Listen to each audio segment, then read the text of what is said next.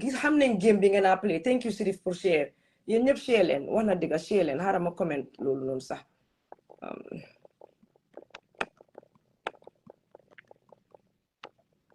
wala leen na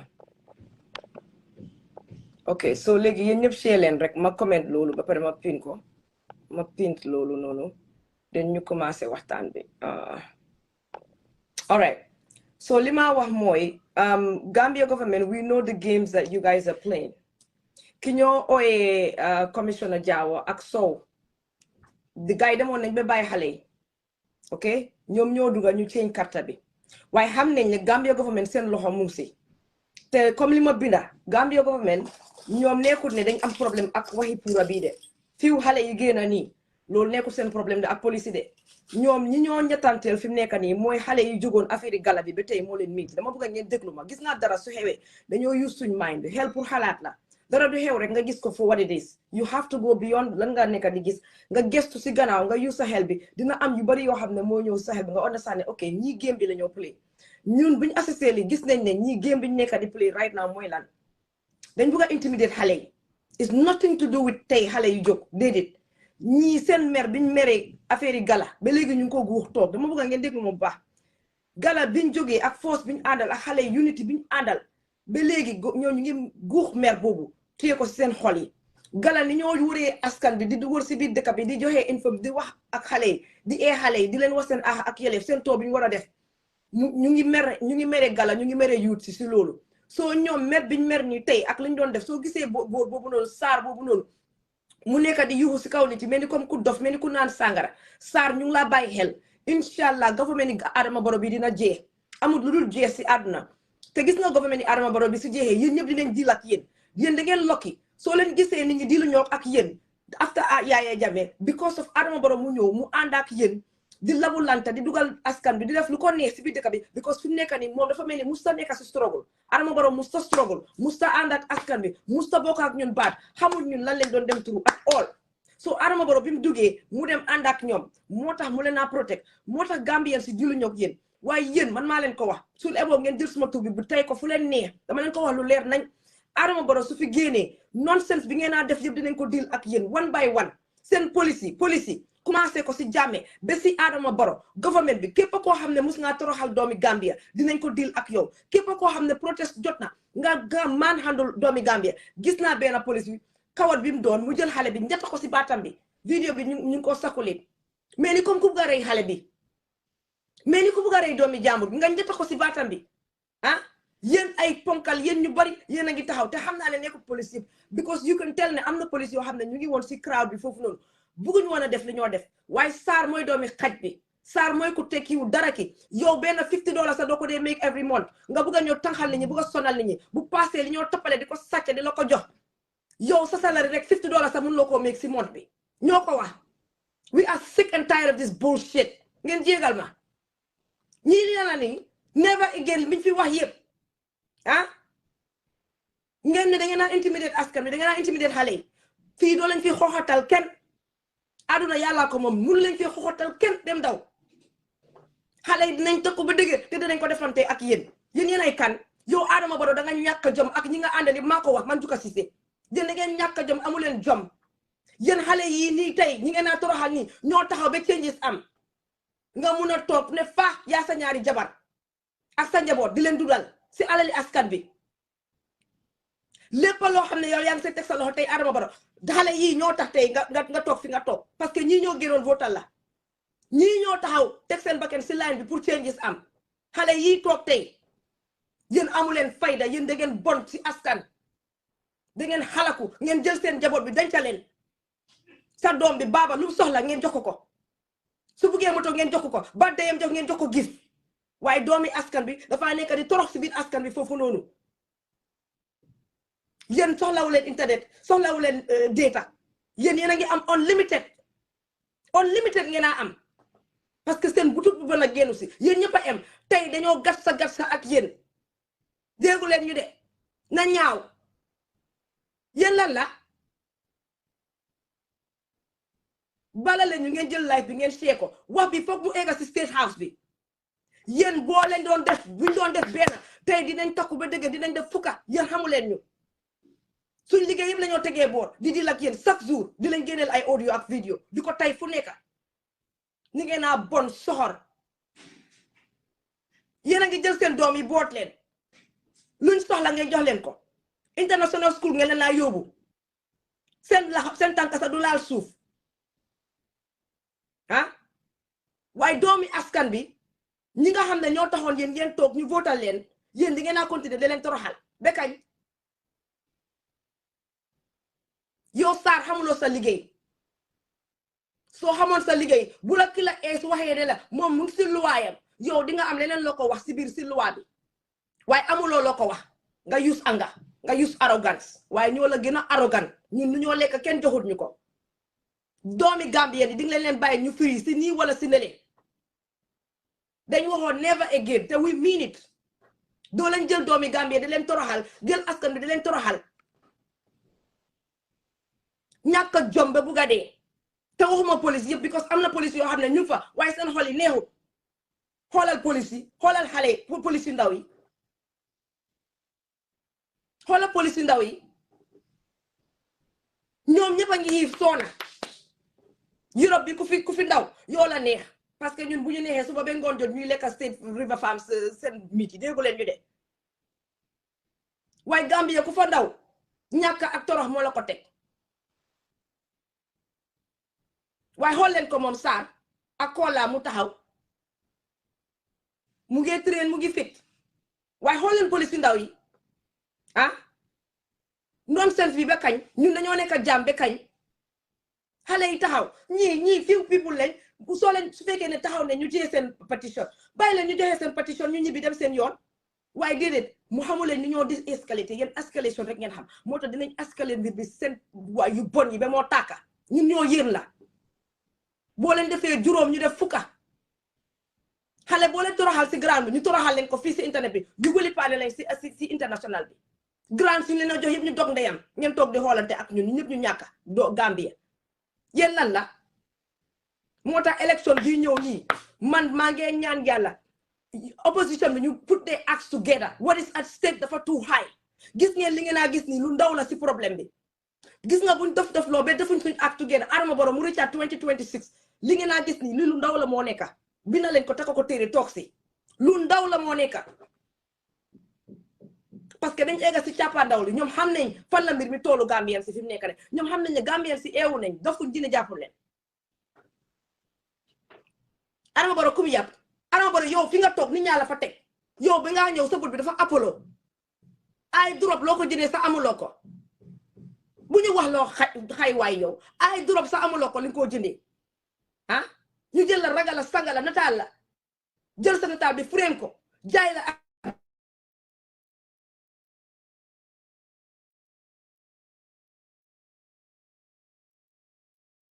dama call bu leen call téléphone bi ngir yàlla ak yonent bi ah man injustice rek suma rab yi bañ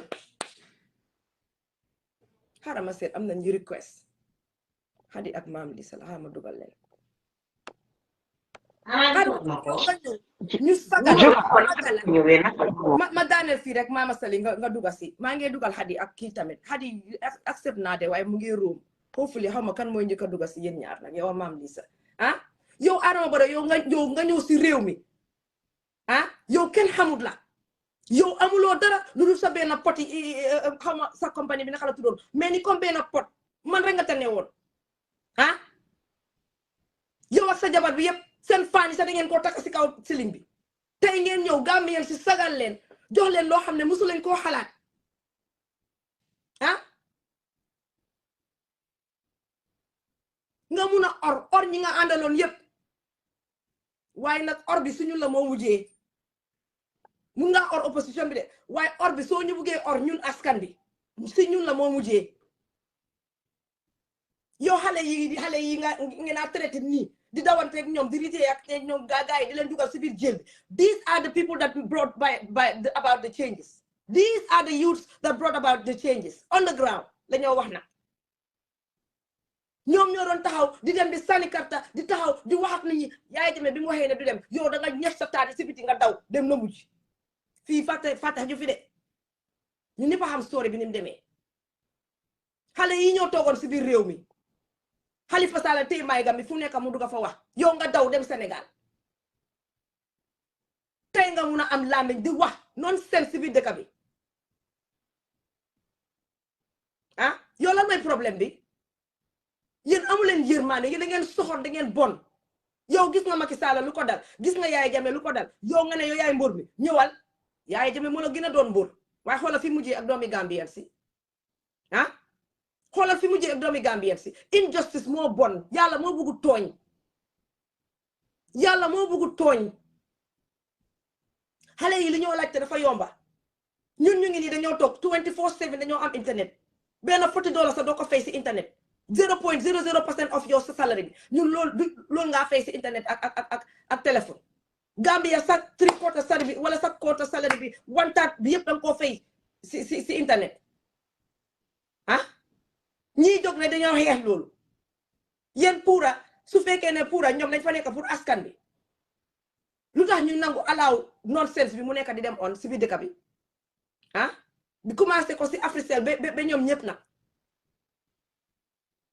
di jël askan bi di leen roob di jël askan bi di leen roob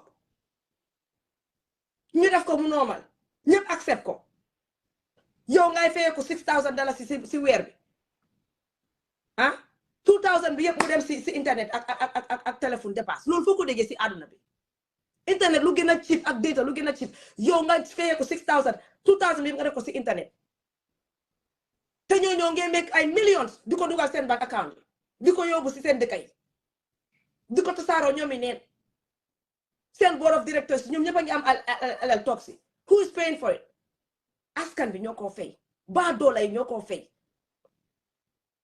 yéen boo leen waxutee si lii xale yi jóg di wax si lii yéen da ngeen war a jàppale xale yi waaye déedéet doo leen ko mun a doo leen jàppale xale yi because yéen seen boppa compagnie yëpp dañoo jël alal di leen ko buuj baaja di leen ko jox déggu leen ñu de te mun leen koo wéy compagnie yëpp dañ la ñoo lobby yéen moo tax yéen li gars yi they can get away with whatever they want suñ toogoon ëllëg ñu ne internet bi dañ koo yokka 50% da ngeen koo accept ba kañ askan bi yëpp dañ war a toog noppi di leen seetaan te yéen li changes bi am tey xale yi ñoo ko xeex police yi xeexuñ ko baro xeex ko ñim àndal xeexuñ ko doomi xaj ñim àndal yëpp sa state house ba xeexuñ ko xale yi ñoo ko xeex xale yi ñoo ko xeex si vote si seen carte yi si seen baat Yaya Jammeh bi waxee ne du dem xale yi ñoo taxawoon si mbedda bi taxaw naan naka ay yéen foo leen nekkoon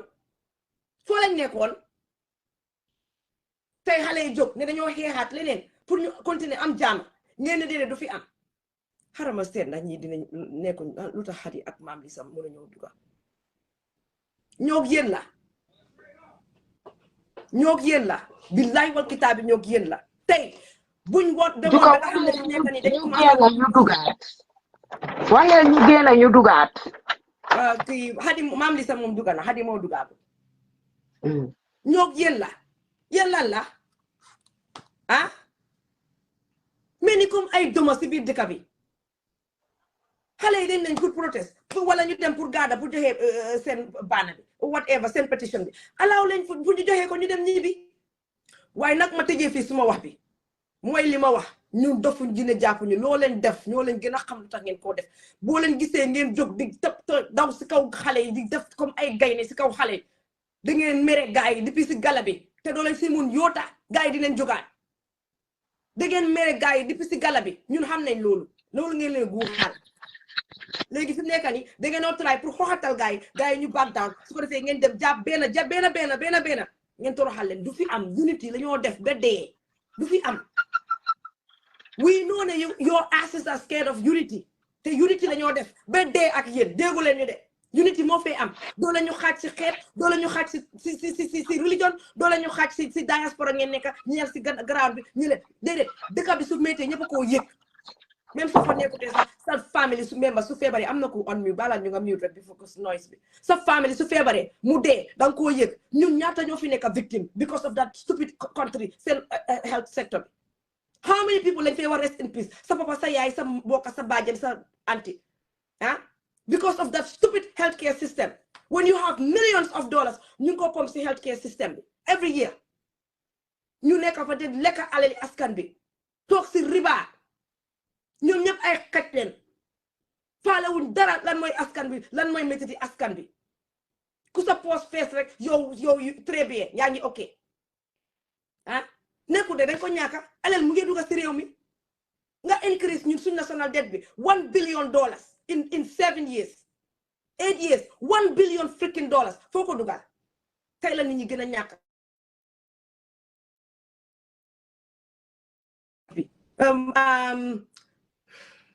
ok dafa mel ni anti-tukulóor moo ma call waaye dina dog live bi suñ mooy tuutee let me see if I can text her not to call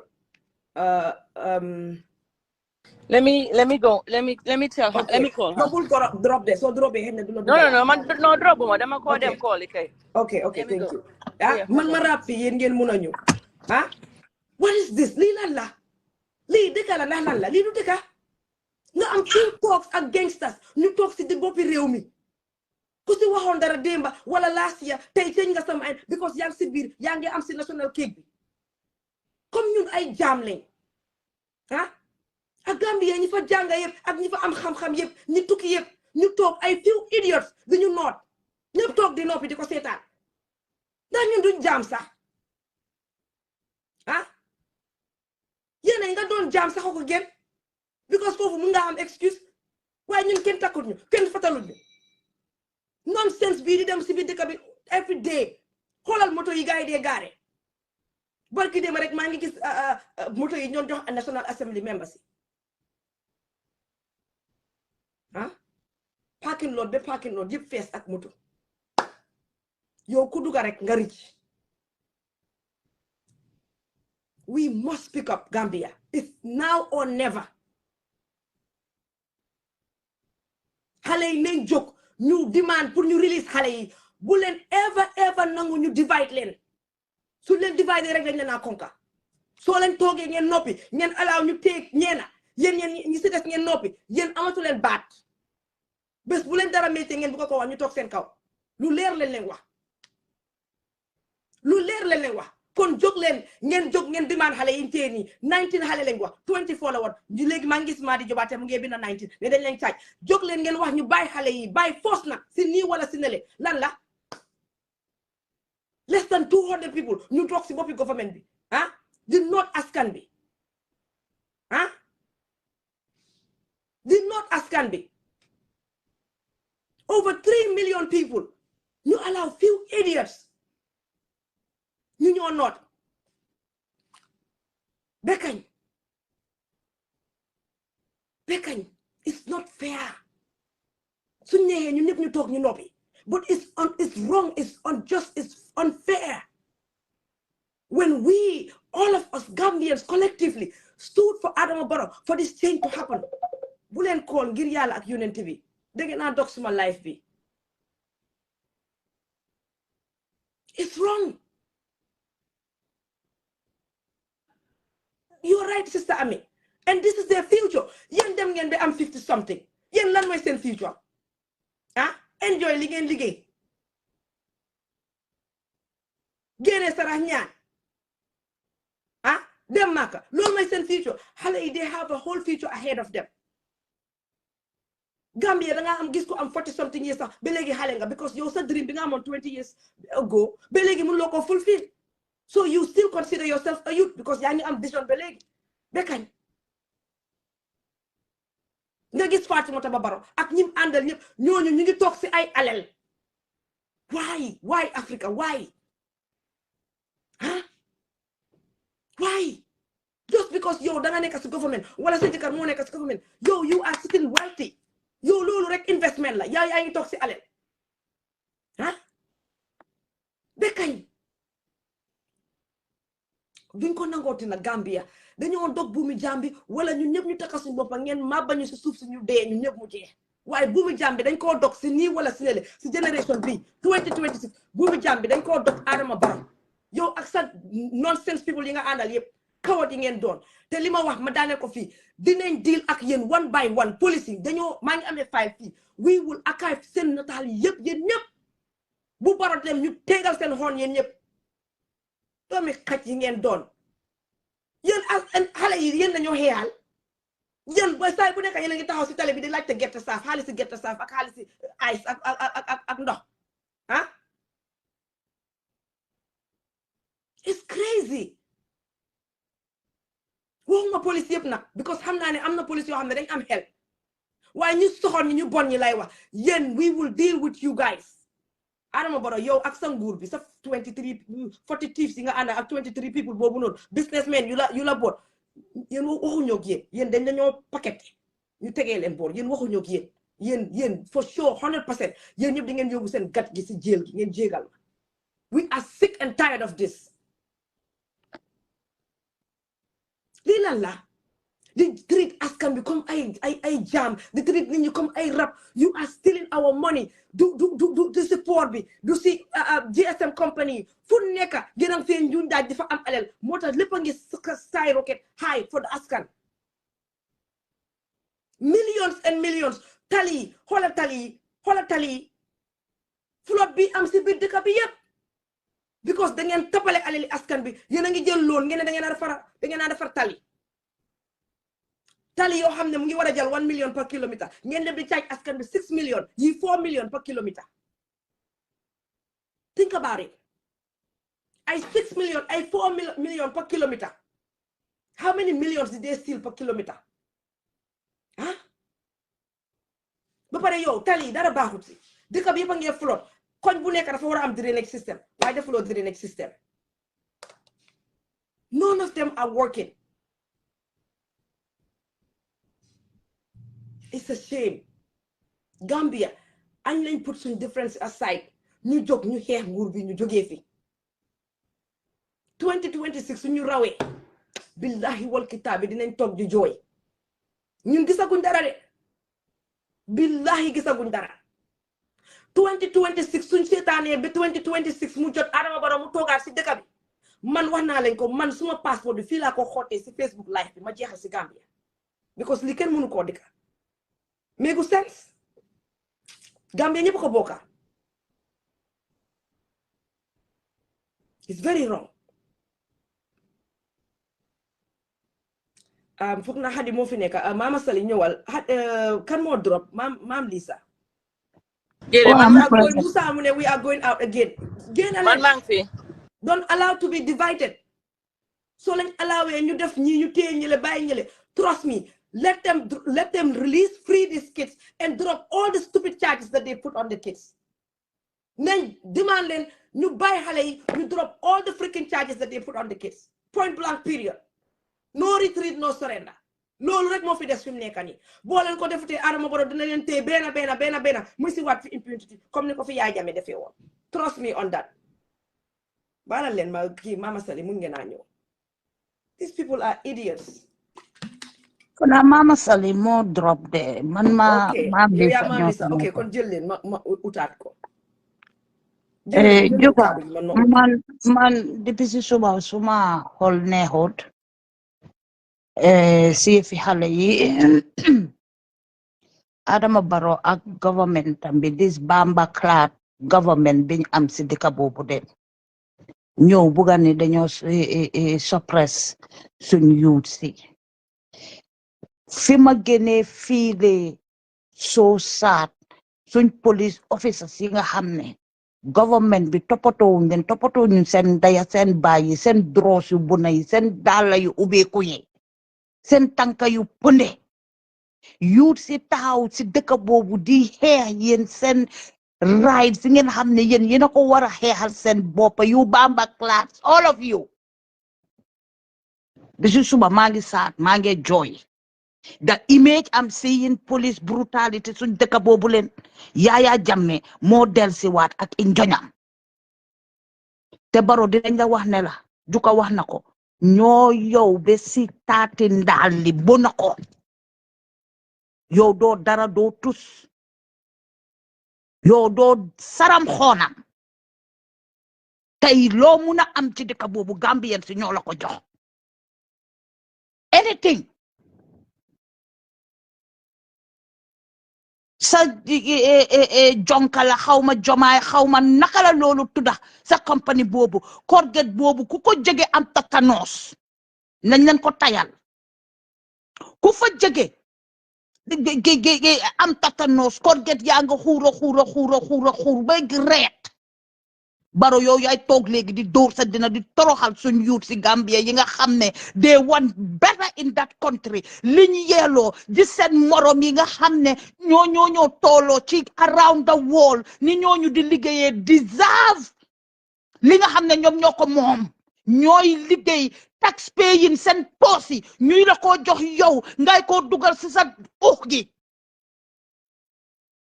yow nga ne tey ñooñu nga toroxal yow yaa sa ay police ak saa yi njoñ ak seen arrogance ci dëkk boobu bàyyi kenn moomu ko ndeyi kenn moomu ko yow si sa jëmi boppa moomuloo ko bañ koo sampa xamuloo fekkewuloo sa yi maam fekkewuñ nga ne yow Gambien si nga toroxal suñ waxee nga taxaw di defante sa gémmiñ bu nguunu ngaana googu xasew saa yoo ubbee sa gémmiñ gi ñi la sooraaw ñëpp téye seen bakkan yi demal brosu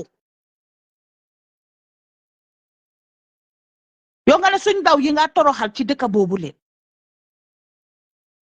yow yaay kan Adama Barrow ndaw yooyoo taxaw du Westfield du Banjul du Bakaw xeexal la yow ñu musóor la def la jeek smogul la génne la Gambia te yow yaa taxaw ne yow yaa rey gaynde xale yi rey gaynde ba ñoo rey gaynde ga yow yaa nga daw yow da nga ne teepet daw ñu muur la musóor la solal la wiig ruuj la yow tey yow yaay toog ne da nga toroxal ñun suñ yuut si dëkk boobule loo dégg ñoo la ko wax te duñ la bàyyil dara duñ la desal dara xeex bi guerre la guerre dañ koo guerre yow bam jee léegi noo maasi dañ daan rus kilifa yu ñoo seetaan li ñoo wax dañ daan rus mag yi ñoo seetaan lu ñoo wax léegi fi mu nekk ni ñoo yow ba ci taati ndaal li duñ la bàyyee dara ku xamub sa boppa ñu wax la sa boppa Olof Njaay ko wax yow da nga dem ba xamatuloo sa boppa am na ko duga si na mute hadi mutal benen hadi bi hadi UK la sorry that's my video mobile lay léegi rusatuñ xoolatuñ boti kenn because yow dang ñu push to the wall te ko push to the wall mu bounce back bon boo xam mbonaat enu mbonaat selfish ungrateful human animal in you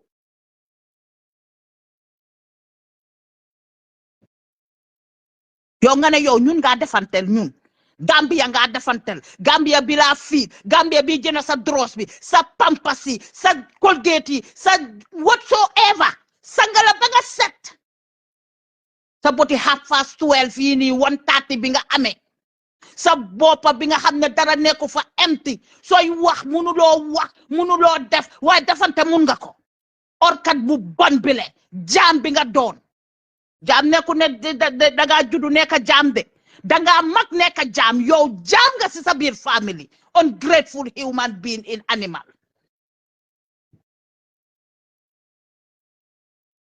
yow kan nga yab Barrow kan nga yab yow bi nga ñëw ngay daan sol sa multicolors wax yooyu leen nga xam ne xewatu time suma maam yi 1918 nga ñëw Gambia sangala dina jox ñetti abdu ngay ko sol kos sa yaram bi dafa soxor ba sut sax mënuloo ko sol ndik sa yaram bu soxor bi suñ boy si nga jàppale ne ñooñu nga toroxal ci dëkk boobu leen suñ xale yi nga jël nga ne leen ñooñu nga jël di leen humilier ci kanami nit ñi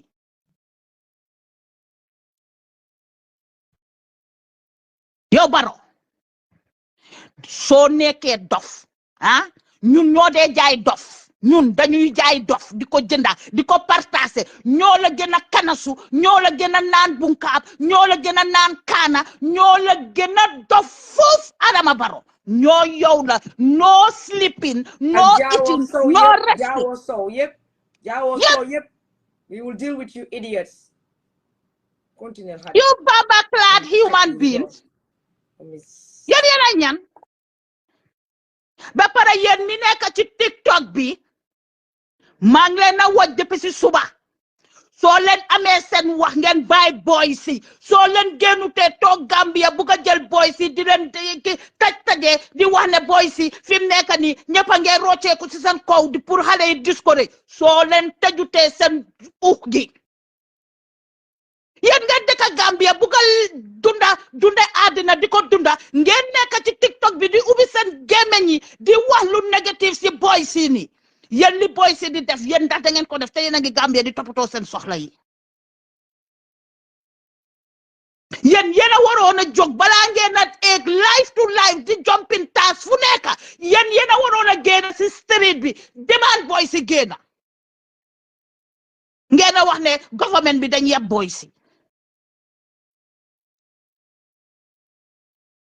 yéen ba doomi Gambia ngeen yéen a government bi yëpp a em Gambia lum defut dafa ñëw pour jël ko yaaxa ñooñu seen der because yow nekkuloo number one taxawuloo ñuy oosa tur comme que yow feel nga like ne nekkuloo si yow yaay ñëw ne yow yaay analyse boy si lan lañ war a def ak lan lañ warut a def are you guys okay si seen boppa yi are you dumb or stupid yéen encourage yu leen boy yi génnu leen sol seen shot dem di man si listen bi ñu génne ko ngeen ñëw di downplay affaire bi naan government bi suñ déggee sa kaddu dañ laa yab xale yu num bon every week suñ ko mënoon ñu génn di man yow sa jàngaak sa intellectual ak sa pena sa paper di door sa dena ne yow lu nekk nga def yow génnal si tali bi xale yi mun ngaa nekk seeni baay xale mun ngaa nekk seeni baay sa intelligence sa yëpp dugal ko si sa poos sa analyse dugal ko si sa dross bi xale yi ñu war leen a wax jaaraama te na ñeme ñoo na génn depuis 2016 ba up to date gala génn taka seen diggay ndi coono gi nekk si dëkk boobu xale yooyu ku nekkaa nge faraatu am looy liggéey di ko dugal sa poos waaye dañ ji suñ ndey yi suñ baay yi suñ maam yi suñ nijaay yi ñu ngi toros ci dëkk boobu ñu nekk doomi gor génn ne buumi jaam bi dafa dog ne buumi jaam bi dafa dog yéen ngeen toog ne loo leen a analyse si gala naan nit ñi sax ñu ngi leen a bitiré ñu ngi génn si seen groupe bi who are you dañoo fen dañoo manipuler kenn génnut propaganda la kenn génnut man ma ñi nga wax waaye after dinañ wax waaye kenn génnut si seen ron xale yi dañ gën a takku dañ gën a dëgër tey xale yaa ngi gën a takku gën a dëgër te xam nañ ñoom Adama Barrow game bi moo play yëpp xale yi xam nañ ko game bi moo play ak gaayam yëpp xale yi xam nañ ko because dañ mere xale yi depuis last time bi jógee moo tax gars yi ñu taxaw fi mu nekk nii ñu ne ñu ngi wan xale yi ne leen di la ñoo xooxatal pour gars yi dellu gannaaw kenn du fi dellu gannaaw yéen la ba 2026 gatsa te ngeen jégal ñu kilifa yi toog di seetaan ngeen jégal ñu because xam ngeen ne lu ñun du suñ jikko wax ba saaga du suñ jikko but we are sick and tired of these idiots ñii foog ñu wax leen seen boppa gatsa la ñoo def ak ñoom this model effort ay rap leen dina leen fi e begaay eew doomi xaj ñu doon doomi yéen da ngeen moom réew Barrow yow da nga moom réew police yi dina nekk doomu xaraam yow mi taxaw ne yow da nga joxe commande sa blue uniforme bu furi boobu leen nga bañ a dem si Adama Barrow mu jox la uniforme bu ees nga taxaw di threaten sa own collègue soo ko senior sax respect yéen amu leen cër amu leen respect amu leen àddina waa ñoo yéen la dinañ tay seen ndaya seen bàyyi seen génération dinañ ko tay yéen su boobaa beneen government su ñëwee nii ngeen a def ngeen dugal seen kër gi gàcce di leen rey bañ xëy dem suuli leen gàcce moo leen a rey yu bon yi ngeen a def yéen da ngeen moom dëkka da ngeen laaj Gambien si ñaata la ñu ne leen lii la ngeen jënd ko yéen a ñan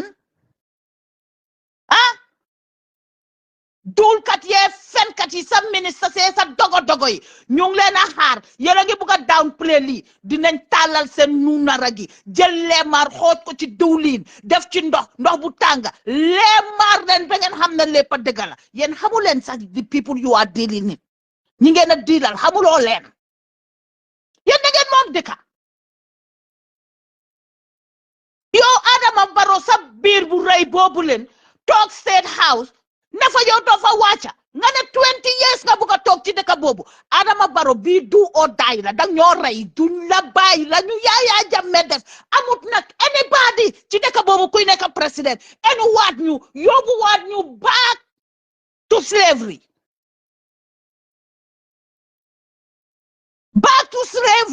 kenn duñu ko defati génération boobu génération suñu yaay yi ak suñ papa yi ak suñ nijaay yi ñun suñ génération dañ conscious dañ xam àddina dañ expérience dañ gis kenn duñu defati jaam ci dëkk boobu ñun ñoo ko moom suñ daya suñ bàyyi liñ war a liggéey nañ ko ñun suñ time la pour ñu xee pour suñ doom yi suñ set yi suñ setaat yi yéen jàngu leen jongu leen xamu leen dara ñu jël caabi kër jox leen ngeen a fly to fly I wanna fly me doma yu tegal seen xoon yi lekkakati nit ñi lii mooy doma li ñoo wax doma amut de yéen ay di real doma di tooco nit ñi di toroxal nit ñi xaati nit ñi di dee moo tax Gambia tey ëllëg nit dee na because toroxal bi ngeen a toroxal suñ nit ñi amuñ luñ lekka amuñ luñ naan jukaa ngee wax ne half of your salary $5,000 a worth of salary moom nga dee jënda internet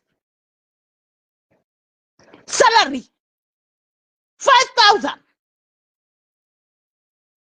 yow kana mun a am loolu kana mun a survive loolu yow amuloo loo lekka amuloo loo naan ngay jënda internet $5,000 within 3 weeks jukaa ngee fay less than $1,500 pour 1 month sa deeto bi di daw du stop man tamit képp ku nekk Europe anti tukulóor génn nga dugaat mu ne dugalu la trial at anti tukulóor xaw ma foog naa Hadi moom dafa wàcc sorry Hadi continue ana am digi 5,000 companies yooyu sa jabar di jël di ko ñuus si ñuuna raam di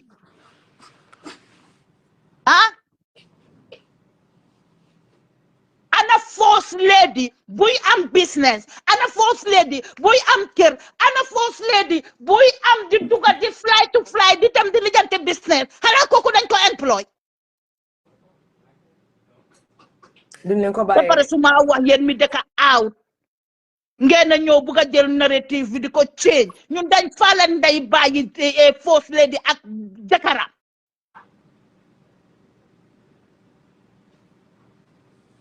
daf la da nga drop xam nga lu xew lu tax nga drop maa ngi la at dugat alawut la soo génnal nga dugaat yow tukulóor yëpp génnal nga dugaat seet Hadi génnal nga dugaat nga seet mu ngi def nii mu ngi rotate yow ban first lady yéen ngeen dëkk si western wall bi prime minister bu góor jabaram doo ko gis ba gala am nga gis leen ñuy dem parti si nga door a teg kooku amut nothing in the affairs of the government nothing. Hadi nga wàcca nga jox maam balaa nga eat too much I can tell these motherfuckers yeah chill mam Lisa jël naanal ndox Hadi naanal ndox mu sedda nga mun a kaam tuuti naanal ndox nga raxas sa kanam bi ñii they will kill you ñii ay doomi xaraam leen exactly ay today dëgg tey moom today has been a really sad day for Gambia, to be honest. Because for me, the mafon and a link fight for 22 years, that never again, being a more in the barrel, take of him in #1 Marina Parade as our president. Lua, you yeblinking and you take it aside, you deal on you are back to the dictatorship era, which is Jammeh's era, because there's no difference. And people then they wahli. It's the same playbook. You then just change the head of state, but the whole entire system is the same. Man lima munta understand moi. These police officers, okay, their lack of professionalism. That's Mr. Sarr, Superintendent Sarr. Superintendent Sarr, mom, don't act coming like a monster. For me, all I see in him is like a punk. To be honest, he's nothing but a punk. Because of even your fellow servicemen. Exactly. The way he was talking to them was very unprofessional and arrogant. It's not even worth it.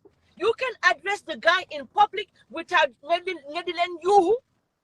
But a man, to me, the men need take it. Have gone try a lot to prove a point.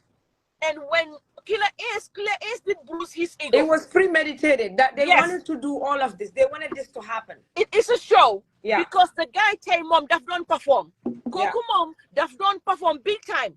Yeah. Why didn't perform? Yes. Mom Lola don't jema wanna tell. But you know what? We have message for you. You have to know that Adam Abaro didn't forget. Just to begin, there will be another government and you will face justice. We will deal with him. Yes. We will face justice. Position. Kuko job position didn't joke to have protest. Kuko job position bu civil police bob. Kepa kuy toroxal doomi Gambie si protest yi.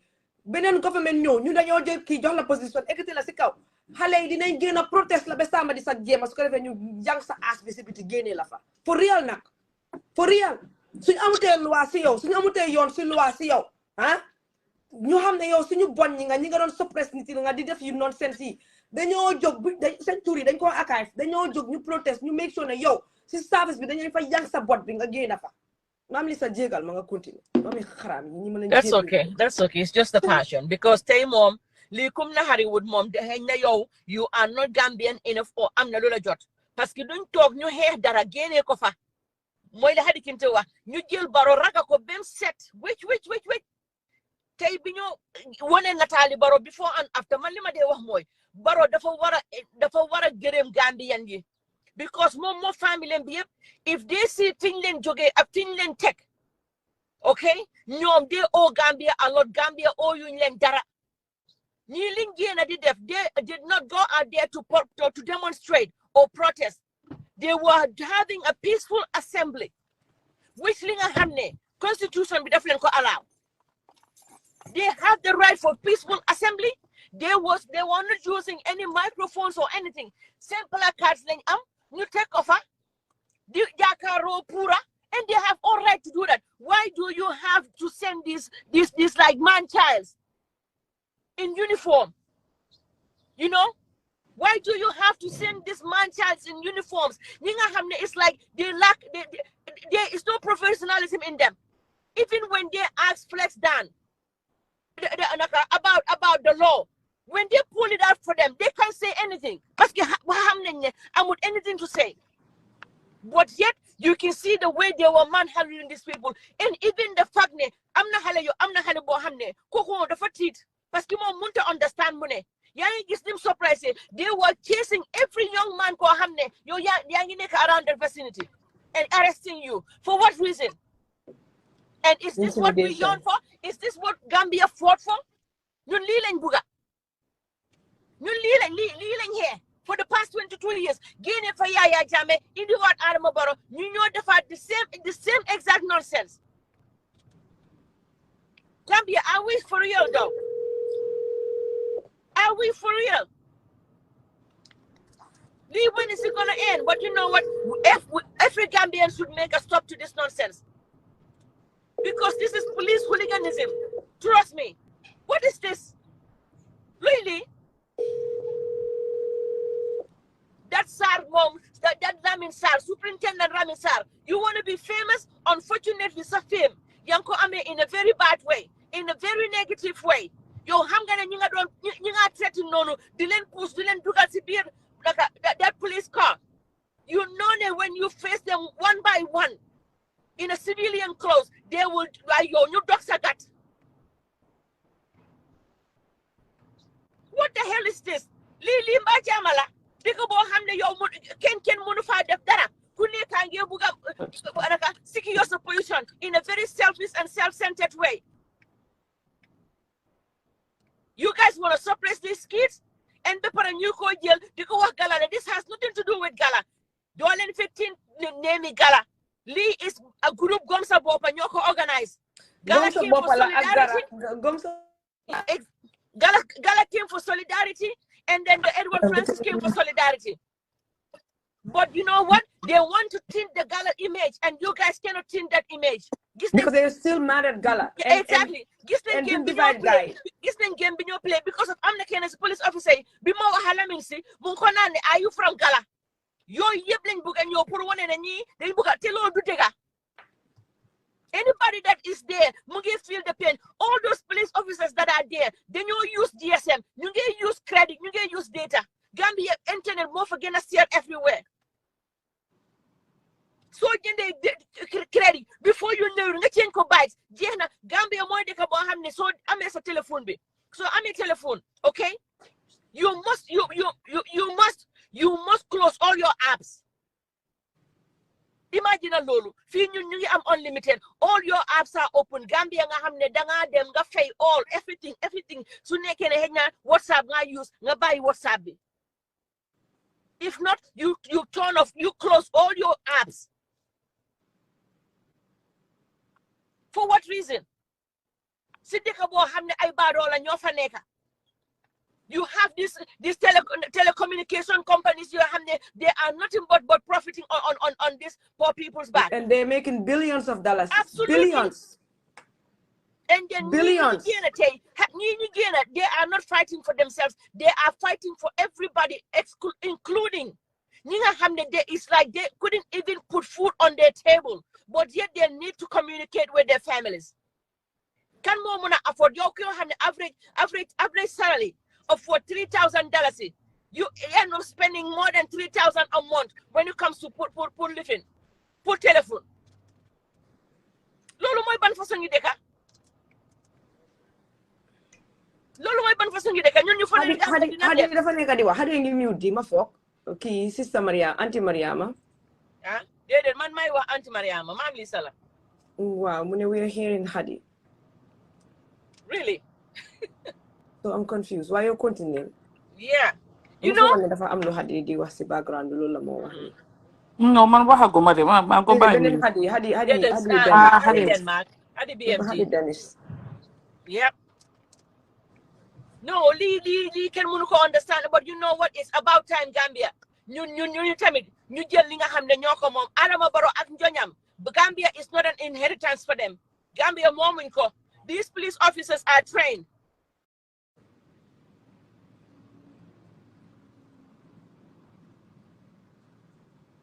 Lu xew ana Maam Lisa. Maam Lisa ana danga am call. ñu dafa am call. ñu may Hadi moom la dugal su ko defee ñu mën a dugal tukulóor. ñu may Hadi UK. Hadi UK ñëwal su ko defee ñu mën a égal anti tukulóor because mu ngi doon try xamal lu xew. Waaw jërë ngeen jëf asalaamaaleykum wa rahmatullahi taala wa barakaatu maa ngi leen nuyu ñi yéen mi mujjee dugal ngir yàlla ngeen share yéen mi bëgg a yéen mi mujjee dugal maa ngi seet share button bi ngir yàlla yéen ñëpp ngeen share si groupe yi ak seen page yi groupe ak page few groups ak benn page ngir yàlla ak yonent bi sorry Hadi continue. waaw man li ma bamtuwaat rek mooy ne démocratie dafa relevant si dëkka te dama ko njëkkee si IGP moom mi nga xam ne moom moo head police ëllëg any accountability bu nar a xew in the Gambia moom head boppam bi la ñoo soxla te na xoolaat li nekk di xew in the sub-Saharan Africa li nekk di xew fundamentally li nekk di ñuy ko gis day in day out ne Gambia bi léegi dafa nekk a different Gambia people are aware people know what's wrong and what's right buñ jël doole def ko seen bopp fenn ñoom ñoo gën a xam nit ñi dara gis nga loi dafa set wecc you do not need a permit to hold a protest you don't need it the law is very clear you can only need it if you know danga in the loudspeaker danga in the assembly wala dafa nekk a sort of a confrontation where your security ak security public bi is required, you apply for permit. It's the Public Order Act. It is not an inherent democratic constitutional right pour nit ki. Te dañ wara sam nit ki rightam.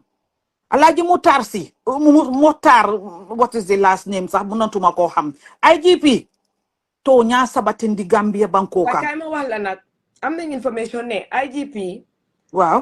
he was on the path to doing the right thing. And then someone stopped him.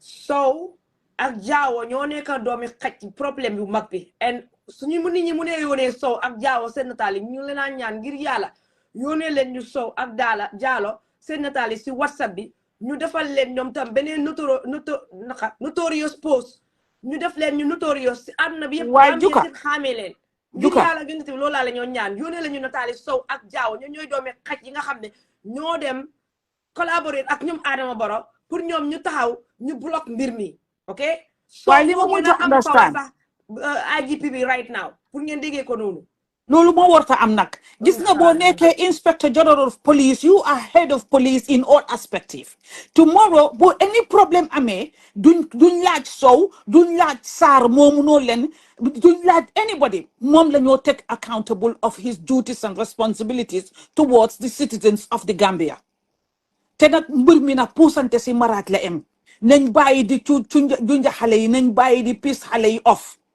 xale yi ñooy njëriñi ëllëg xale yi ñooy ndawi ëllëg xale yi ñoo amee dëkka for the rest of our life ñun ñëpp mag lañ fi mu ne nii jamono ngee jot si moom si boppam du fa nekk ay setaati setam ay doomam ñooy war a deflante xale yi nay bàyyi youth si dëkk bi li ma wax abuse ñuy violate seen human rights yi di leen di unlawfully detain the law does not say the law is very clear. Section 25 of the 1997 Act is very simple to understand. And you cannot compare a constitutional right with of a Public Order Act. They are incompatible. Loi made lako. Nit ki dafa am yu mo judo. You call a human right, inherent right. Bañ na ko ba jox ko 16 positions la ko jox. A right to life, a right to peaceful assembly, a right to protest, life to protest. No, there are many. So ma la fa continuer fii la ñoo fanaan. Te loolu yëpp ñoom xam nañ ko.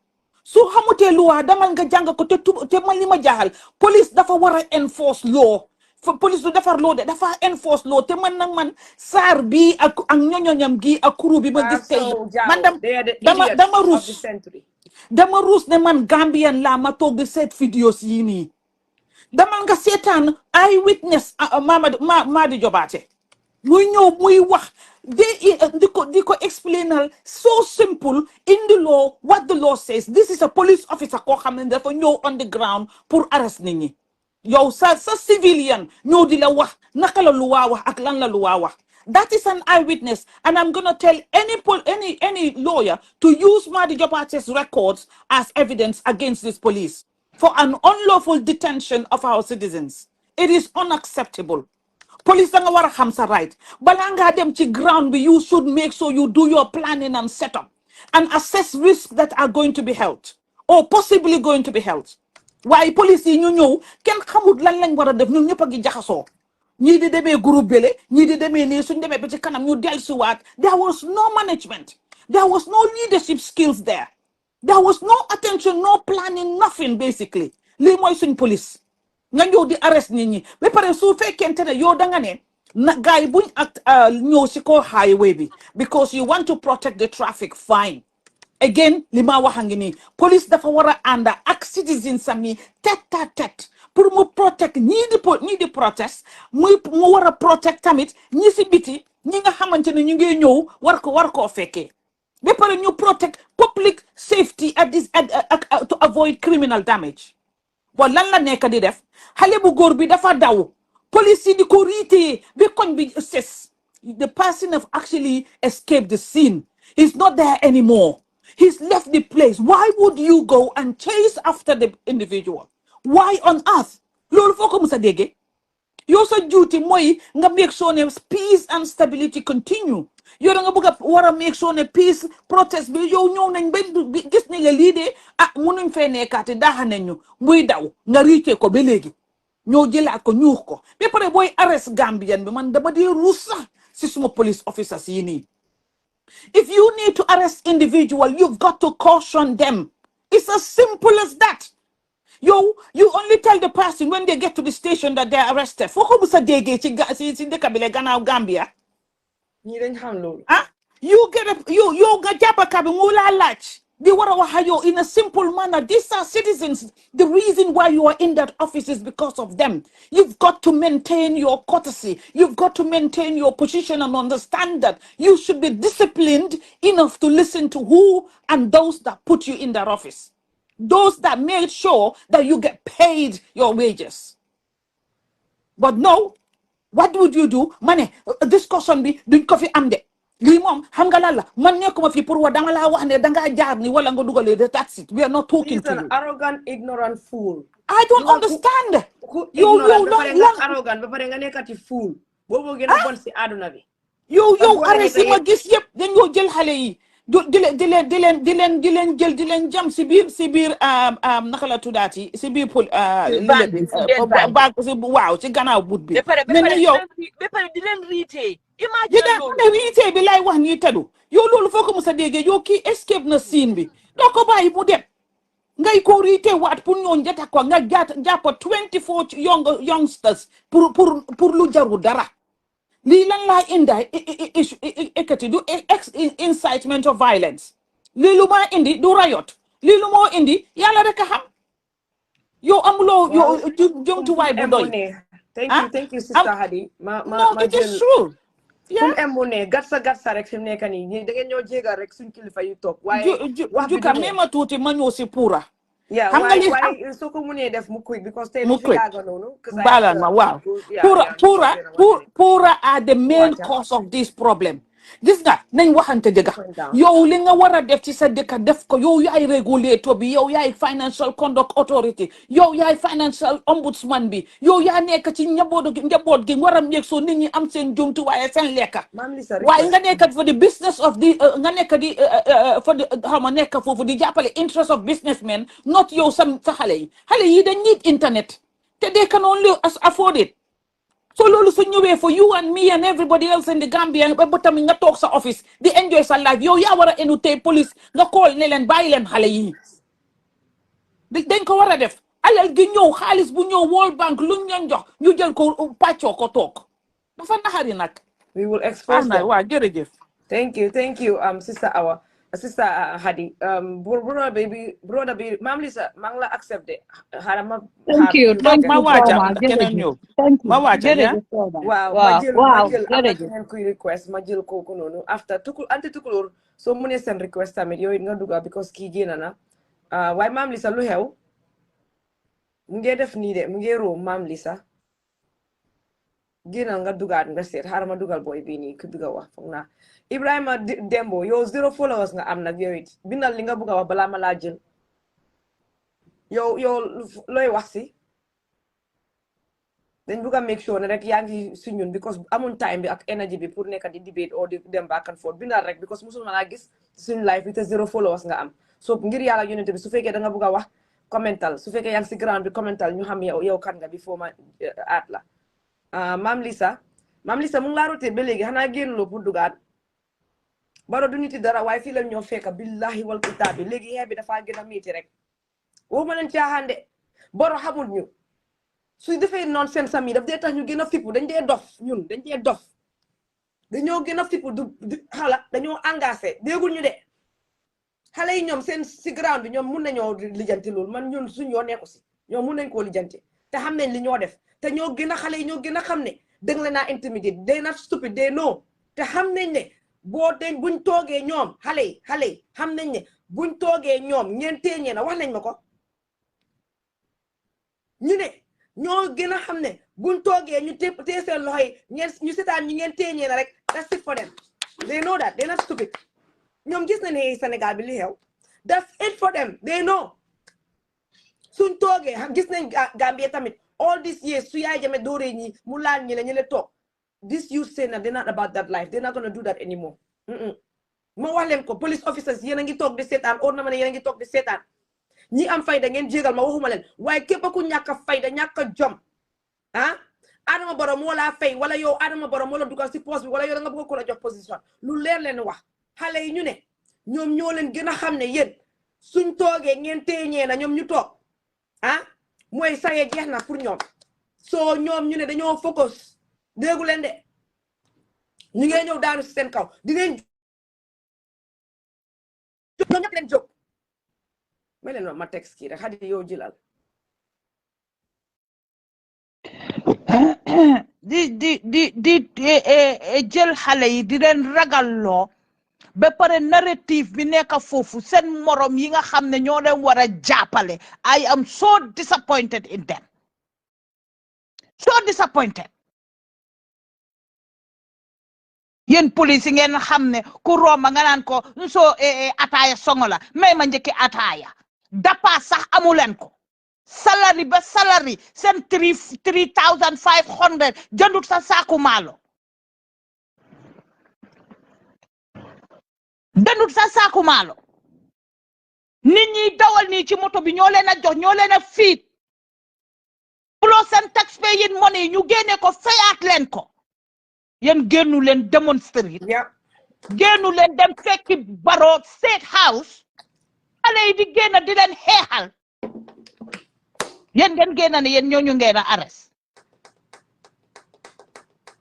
ah non dañoo jéem a intimidate kii Amstra loolu la gars yi di jéem a try di def but we are putting it to them ne xeex bi ñun ñu si nekk yëpp buñ doon def juróom tey dinañ takku ba dëgg def fukka buñ doon def juróom dinañ takku ba dëgg def fukka lu leer la leen wax te xale yi tamit ñoom ñëpp dinañ gën a mer fi mu nekk nii parce que gis nañ game bi nax bi ngeen a play yéen bi gars yi jógee keroog xoxatal leen ñun ñëpp xale yëpp jóg daanu seen kaw ñen du daw di dugg si rondal yi Adama Barrow bu ko puupu génn si télé bi de mu ngeen def press conference 3 minutes sam boobu 3 seconds sam boobu noonu fekk tiit ngeen jaaxle ngeen xale yi reculer because yéen itam reculer ngeen bàyyi ngeen waaye léegi nii la xale yi buñ engagé te ba daanu seen kaw billahi duñ bàyyi Barrow lu leer lañ la wax yéen a ngee commencé loo xam ne doo leen ko mun a jekkali foo dem si àdduna bi askan moo de ëppa nguur doole foo dem la nag nguur bu am weppoon sax askan bi moo ko de ëppa doole parce que bu askan bi jógee boole nekk benn rek yéen pare ngeen am ngeen problème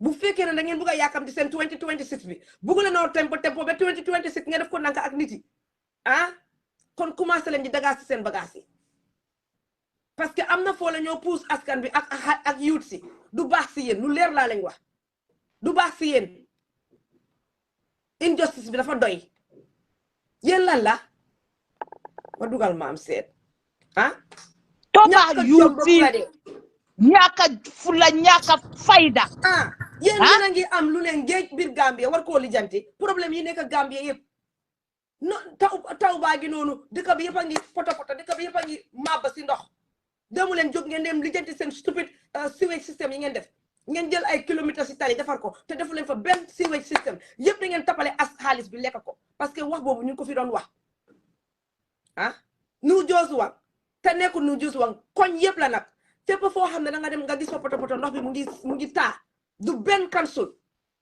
askan lifin bi la government bi la central government bi la because ñoom ñoo jël projet yi root yi jël alal bu dul jeex ñu ne ñu ko see dugal yow nga génnee $6 million par kilomètre mu benn sewage system sax mun loo ko defal koñ bi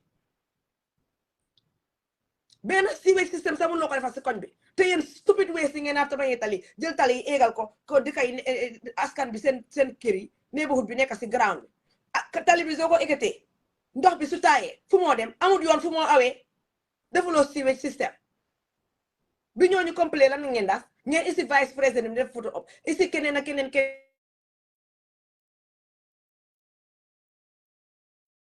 waaye lijantiwu leen kenn seen problème because lan la da ngeen dem ngeen kisi gestu gis ne ah déedéet xaaral ñu def doucement ñii soo gisee mënuñoo def contracteur bi fayuñ ko pour lii waaye da ngeen budgetoon pour ne contracteur bi da ngeen koo fay pour mu def sewage système bi waaye contracteur bi fayu leen pour ñu def sewage système bi fan la xaalis bi duga Ibrahima Sila yéen ñëpp ay doomi xaj ngeen jël ngeen xaalis bi ngeen juut njaaj ko di ko tapale gatsa wastan gis nga li ñu daan def yaay jame ñun boobu ay xale leen boobu suñ wax bi dañoo lox ñemewuñ waaye jamono bi ñu si suñ fotti si gatsa la ñoo def ak yéen déggu leen ñu de gatsa one by one yéen ñëpp na ñaaw boo leen toroxalee suñu askan bi si ground ñu toroxal seen ndey si internet bi déggu leen ñu de toroxal askan bi si ground ñu toroxal leen si internet bi ak si international bi fépp lañ leen loo yóbbu Twitter TikTok yéen bi yaay jame fi def nekkee Viber moo amoon si enen bi WhatsApp ñëw boobu nit ñi xamul sañoo opératé WhatsApp léegi ñu am TikTok am WhatsApp am Instagram am Twitter am X am Thread am Pinterest yéen dofu leen sax kan moo wàccaat hadi continuer ma isi kii nii Mama Sali anti tukulóor no man la am hadi moo wàcca I don't know ma li mu ngi drop nit ñi rek kay moom waaye man li ma wax mooy fi mu nekk nii du police officer yi ñoom ñu ne xamuñ seen liggéey dañoo nangu government bu ñëw ñu use leen okay what you gonna do now from now on police officer bu taxaw si Johnson bi naan la ataaya songo pour ko jox dara waaw teach them a lesson next time dinañ xam ne they will not let this government use them as weapon or machinery. To be honest, we are sick and tired of this nonsense.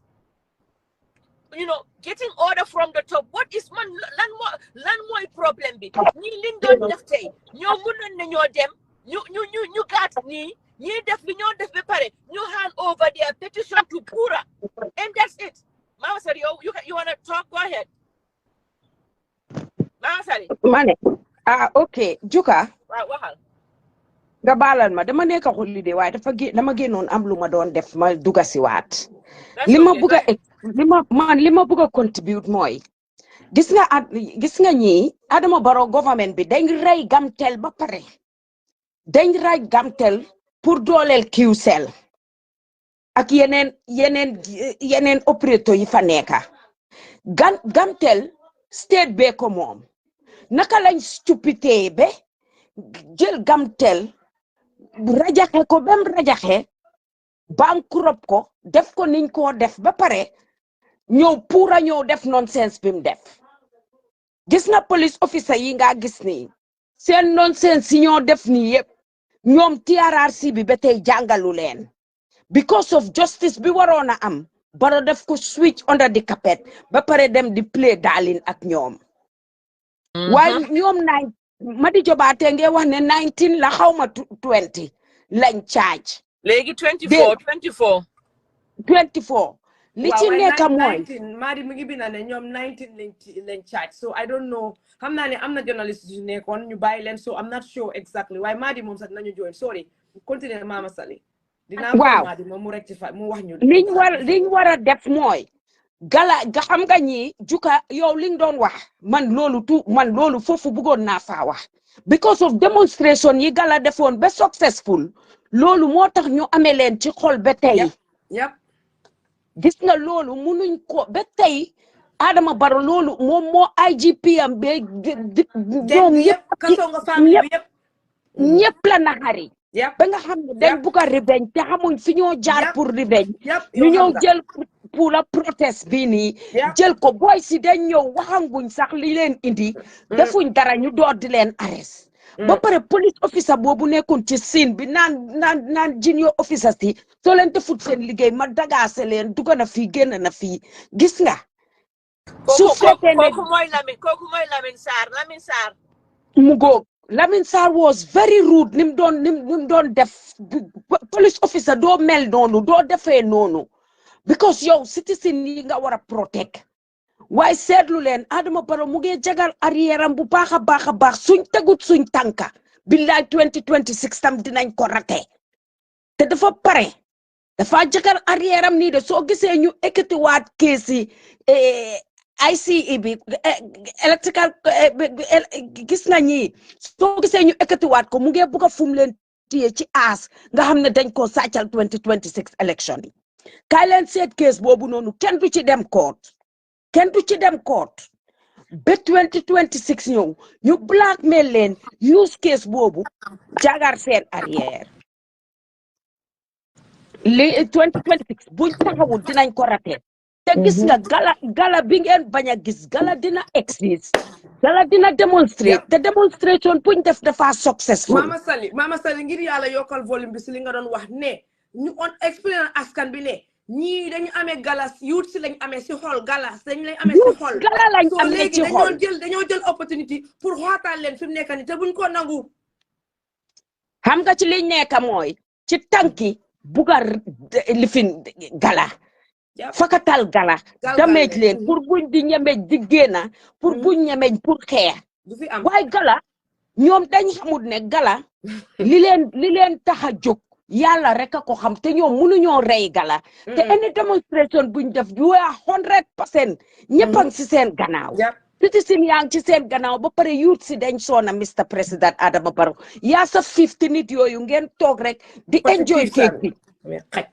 dégg nga ba pare fi mu nekk seetlu leen ñu ngi recruit every top dip kang xaari Sidi Ndiaye Fatmata Barrow ñu ngi dem fu nekk di recruit di joxe xaalis di rey kees yi ñu war a rey ñu ngi koo rey ñi am kees ñu bëgg a koo rey ñu ngi koo rey te kees yi IEC bi dañ koo rey du dem fen because 2026 election bi la ñoo defal ñii door nañ seen campagne ñun suñ opposition bi ñoo waroon a gën a mun a génn dem dooleel youth si jiitu si kanam protest pour affaire ID card yi yéen ñëpp xam leen ko ëllëg yéen ñëpp ngeen dem gis nga opposition bi affaire ID card yi bañ ko waroon a protest du tey juka du tey it's never too late waaye waroon nañ ko def bu yàgga du tey bañ waxee ne dañoo jóg pour dem Mauritanie sa lañ waroon a jóg ba gaa yi duñ dem Mauritanie def fa ID card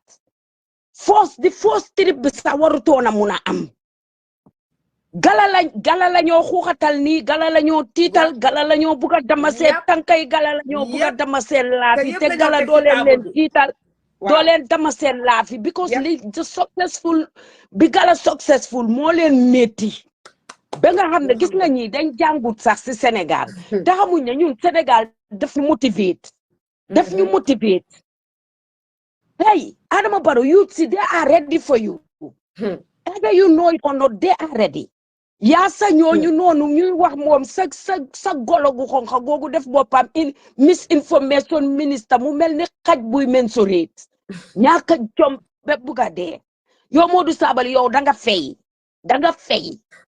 yow billahi da nga fay te yëguloo ko kenn déglootu la di youth are not happy xar ma bàyyi leen ngeen continuer loolu rek laa bëggoon a wax pour woon la dañ rey gamteel thank you for making me laugh because man tey may bu pare am na beneen xibaar bu ma jot ko laa waxal waaw loolu duma ko fi indi parce que ñu waxaat ba moo ne because loolu su ma ko waxee foog naa yéen ñëpp da ngeen naa suppa jalang fi ngeen nekk man dama suppa jalang man si moto laa doon dawal may suppa jalang si biir moto bi te yéeguma ko caaparakas man loolu yëpp laa boole mer boobu yëpp laa boole tey fi mu nekk nii tey moom wax dëgg yàlla su ma doon bolun boo ma defee nii rek ma toj lu leer laa leen wax xam nga Adama Barrow boppam dañ rey gamteel non maam Lisa dama la ñaan ngir yàlla maa ngi holiday bu tojee kaas yooyu dafa yaaxa yëpp no Mama Sali dama la ñaan gaay binda suñ bëggee ma wax bilaay Mama Sali dinañ la oo beneen holiday Mama Sali xëjal ndox yaa ngi amee ndox bu seeda man fi mu nekk foog naa ñaan naa juróomi lii te ñu ne kenn ku nekk sa wéet bi xaafi loolu nga war a naan si an man tey soobe jikka naanal ndox bu seeda jikka dama la ñaan ngir yàlla yonente ba Facebook xam nga TikTok different lifin la different genre nañ ko nañ toj fii kaas ñëpp xam ko benn yoon waaw léegi loolu campagne boobu dinañ ko commencé next week gannaaw police yéen a ngi toog kon ñu yekal leen ko rek ngeen def ko añ mu jeex wala ngeen def ko reer ndegam yéen seen dara doyut xam naa ne yéen ak si internet bi toog di ñu seetaan ñu ne faa toog di ñu seetaan xaj ci bon yi ngeen doon yéen mi toog si parenthèse bi yéen lay waxal ak Adama Barrow ak Fatoumata óor na ma ne di ngeen seetaan suñ vidéo yi parce que ñun xam nañ ne lépp luñ def suba ba ngoon jot si seen xaalis si ngeen ko dee indule ñun ñoo lañ ko gën a xam imagine leen gars yi ñu ne ma wax kon dinaa wax imagine leen doomi xaraam kutumba sàmba yi xam nga lan lañ def gis nga booy bi ñuy ooye Ablaye Sagna Arsenal bi ko Arsenal bi nga xam ne moom la ko gars yi caaj moo nekk bureau bi nga xam ne dañ la ko lakkoon si jamono Yaya Jammeh pour Yaya Jammeh ñu génne ko fa waaw ñu ne loolu lañ koo caajee léegi imagine Adama Barrow jongu la su rey doomi jàmbur yi ñu nekk foofu noonu si biir gouvernement bi ak ñi nga xam ne ñu ngi ànd ak moom di ko garder def yu bon yi ñu def si biir dëkk boobu noonu yow yowuloo ñi koot holduloo ñi responsible accountable waaye léegi yow ki nga xam ne moom moo doon ñi taxaw jàppale askan bi pour ñu génne fa dictateur bu gën a mag si àdduna bi muy Yaya Jammeh imaginal yow nga ne ñooñu nga isi seen crime nga tegal leen ko nga ne danga naa yóbbu koot si loolu imagine that because imagine that guys juka déedéet juka nga ne man tam loolu laa def coach de coach bi ma woowee pare dama ko laaj nga coach maa ngi drive mais ma 1 second ma taal AC bi parce que fu mu nekk mu ngi taal ñooñu suñ lekkutoon bureau boobu noonu ba tey Yaya Jammeh si de juka xaaral man ma génn thank you nit mënu ma koo digest yéen continuer leen maa ngi si background bi te xam nañ li tax ñu charge ko arson because of xam nañ ne loolu duñ ko mën a bail yeneen li kooku wax yëpp xam nañ ne lim wax yëpp amuñ any right. Why they cannot charge him now for something loo xam ne ñu something exactly that's been done almost 9 years ago. Thank you. Baro doomi haram la. 9 years ago. 9 years ago. Be pare li nga xam ne yow sa bopp you benefited from it.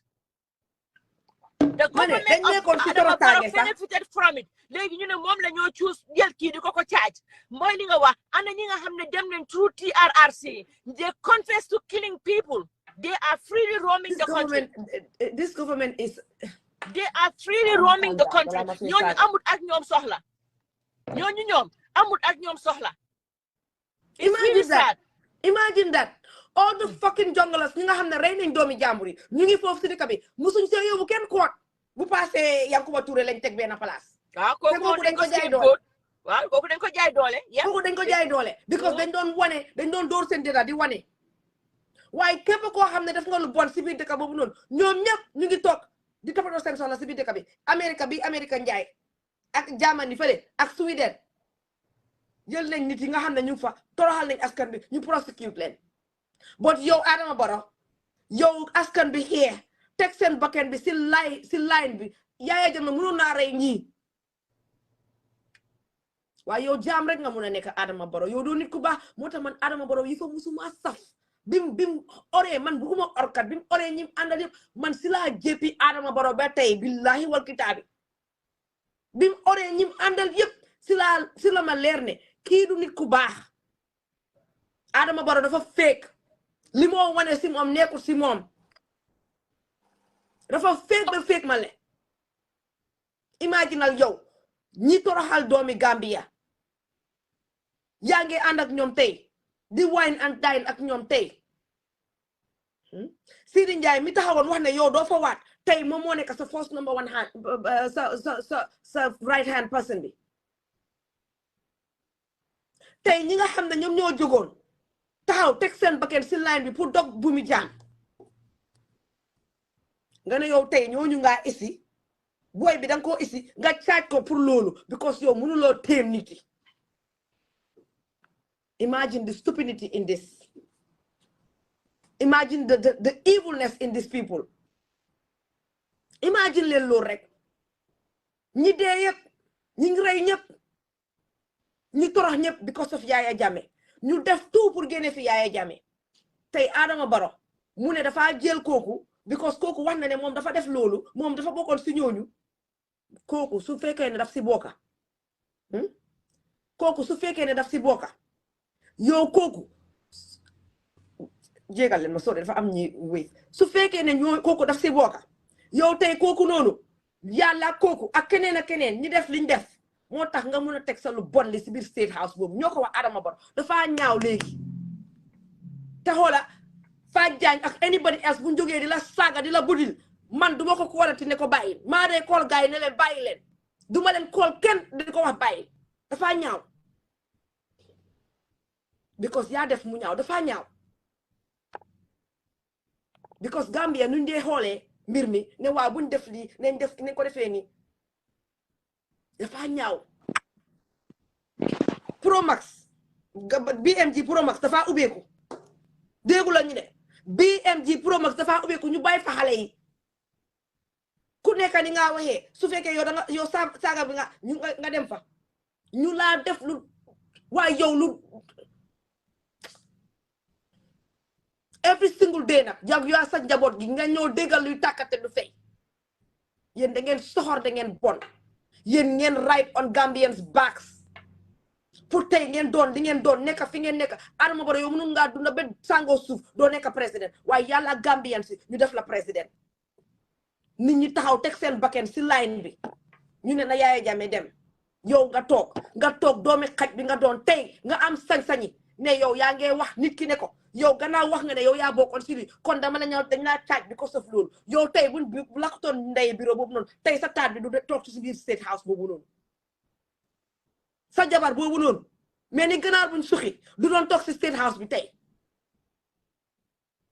waaye amu leen gor da ngeen bon yéen da ngeen yéen ay jaam ngeen yéen doo leen nit sax ay jaam ngeen toog si biir dëkk bi di toroxal doomi Gambien si ak Gambien si luñ jooy ak Gambien si luñ sofa ak Gambien si luñ dem turu yëpp ñu foog ne suñ fi génnee Yaya Jammeh ñu teg la fi yow di nga def yi fi nit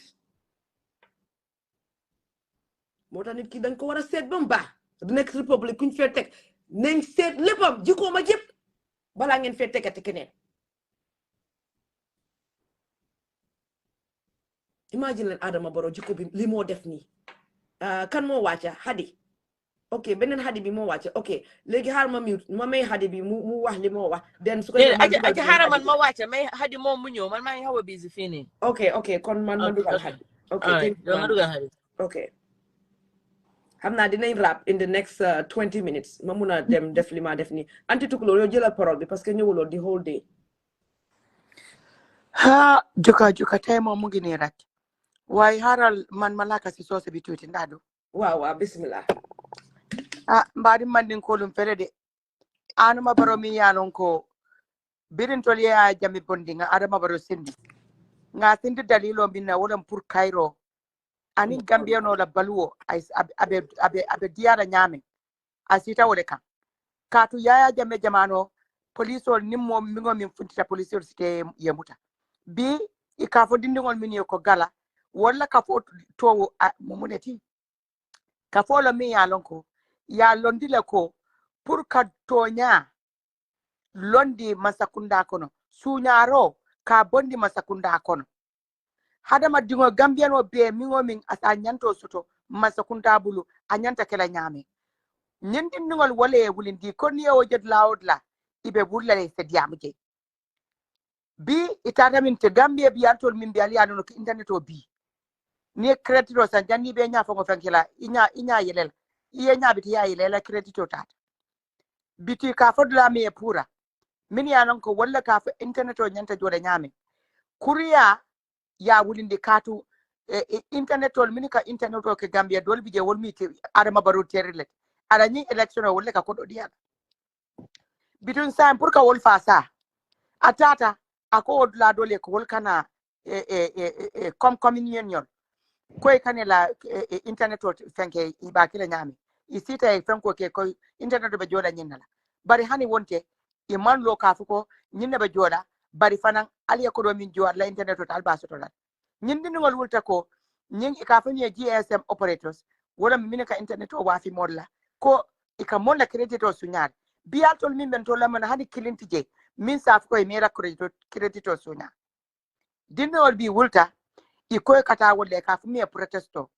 wala mu ko kafunti katani masala ko nyin ko man dianye Gambia la kaito i ka fumi constitution aya sapere ko Gambia dingo se funti nole pour ka nyin protesto ke sababu iba ke la minto wala mu ko pour ikane muta wala mu ko ikana fenko soto la speaker soto ikana lord lato mi yalon ko silo molla sila tambi lalo so nyin tinno wal funtita biri be ikafumi flex dan mbe nyim motor be fole kelo min ke Adama Barrow jani Adama Barrow buda be sila Gambia nyin tinno lote dame flex dan le kalo ka fo mini bije ala ke daman alkana fenke me yatinne salmuta na luway nyin sarto le landi andi nyinnam sarto tibital tol min bijang al sal fongo muta alkana fenke mi yalon ko asembondi wolu wako janna bala ko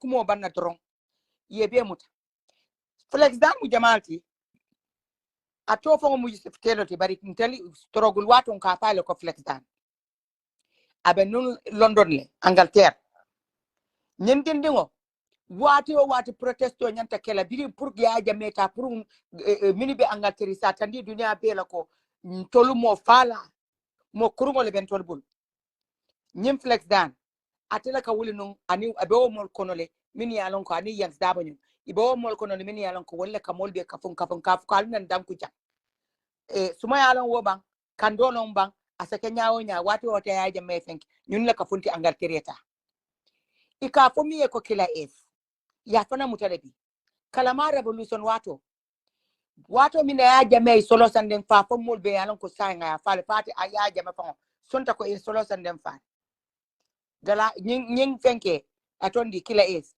wobe mol kono ne mini yalon ka funti tata wodlato asita fanan wotu mo nintol ba radio ton kam miso ko min play ika fa ko kuboka sigete gannan me wolam ko mingo min ibe ko reto isa kekeme ay wo miso ko bondi ntol be ka wo miso ko play no na radio to katandi ko wala mun na sementum kel la ika fume anthem ntol ka wo ala din kilo ke wala gote salan ko man silamona yo muta ika fodi ngo mi ko galas sise wotu mo ning adama barob ite adama bari mo kurum nalta ta kalama revolution protest wala ika sila mo tola kono galas nyel ka funti ni musoleta wodi ningol yo ye wala mutabi adama baro purite si katu wotu mo ite man mo mete long adama baro nyindi ningol la tata ye protest ko kalama revolution mol be lota bitun sai nata sinya me fango yalon mbe sirim fanan ika fo dingo min ko fenke get up pen I fenko ke sa pero kala Facebook oto ako wo police kurungo mi yalon ka bana fama kulu wo police kurun kai ko ningeje kote ke jambe falen muna Gambia do jamale ka wo fonu ya jamele ko wo fonu ba asafo ko kata wala fasolo ka solo sanden ko ningeje protest lo kote mbe fala la dai wala ke ajam i fenkela solo sanden bitum bi atatile kilo kono bi ika famini ko jongola wala mi ya jamela mo falal bi wo kidingo kanata nata America bari activist ol mimbe America jam anin tubab activist ol ka famini ko Jeffrey Smith wolbe Gambia kolu makoy fonga ye Michael Korea bole America no lama sakunda to ya muta tap ya soron bi ya soronni America kono la prison kono jam wo Michael Korea be tarla jane fa kato ye sentence o min diala abe fa la prison kono la te funti la kote bitun sa Gambia police on ni aje Gambia police o kanyim manya kinte nga nyim fole ngafo fombatata wole mo ko bimbe jamano min kon yaya jamme police ol min karande a minute ren hani ndi wolle bije ila wulo ya fenke kantaro la nyame aka ko le nyama ni ka ko tay ye fengo fenje yafa abole fal ni ka ko tay fengo fenje yakin abole kel bari adama baro bini ya jamme tata kato man la fonga na bira kuriya saraji ko Gambia no campaign aman sonna police wala manya falin ika fumi rehabilitation so sa ngo police wala makan ko biri ya jeme bije kamanu nyame an min tolbe nyin jamano min kono jam mole to sonnala wo bakare ya moto sonnala Gambia ko take nyin tindingol yela nyanto lonne ya lonne tolmu banku dingol minti andu yaade be nyindingol mutendela nga fali so ma dindin dolle be funti la koteke katu Gambia nol man sila koteke andu nyanta kele wol nyama katu ni silata adama baro sila fanke ya jamiti ko andu Gambia kol man pare wala koteke wala na tubabol ko ate kele jang koteke never again bitita adama baro bin seta diamundi katu bi ni tabe sirila state house o kono inyalo ta nyindingol ka yalon ko tonya wala funtindi bankola kaito e min fo constitution e sembo min dila pour ye fonti wala e fonten inyanta police wal commande ya ko hani ani nyumbula alal nya kasila tindingol men fonti rabia man siya bari so man tela nga pale min be fonti la comme aketa no nyame an min ngala dindingol ko ngala jata katu je wali ya jamere kele biri ya jambe solo sande fa nyindingol fonti saka sai Gambia mi alon ko sada dani man sakunda le bentolia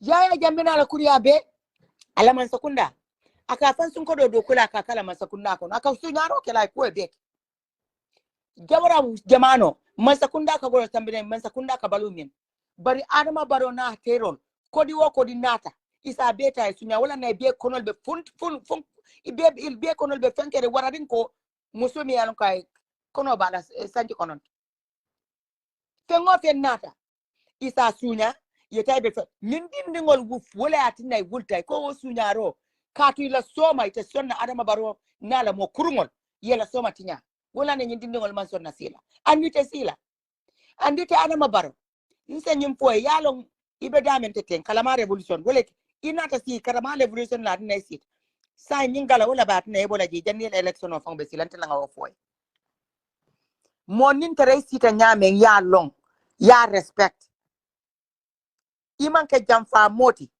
mini ya long ko wala sindi kane kajaf mini ya long ko wala sindi kana tajirante ya tandila katu nyunumu banku dingol leti adama baro wato min na ibitala coalition 2016 ibitala Gambia banko be kan nyindingol landi takata ye fan ya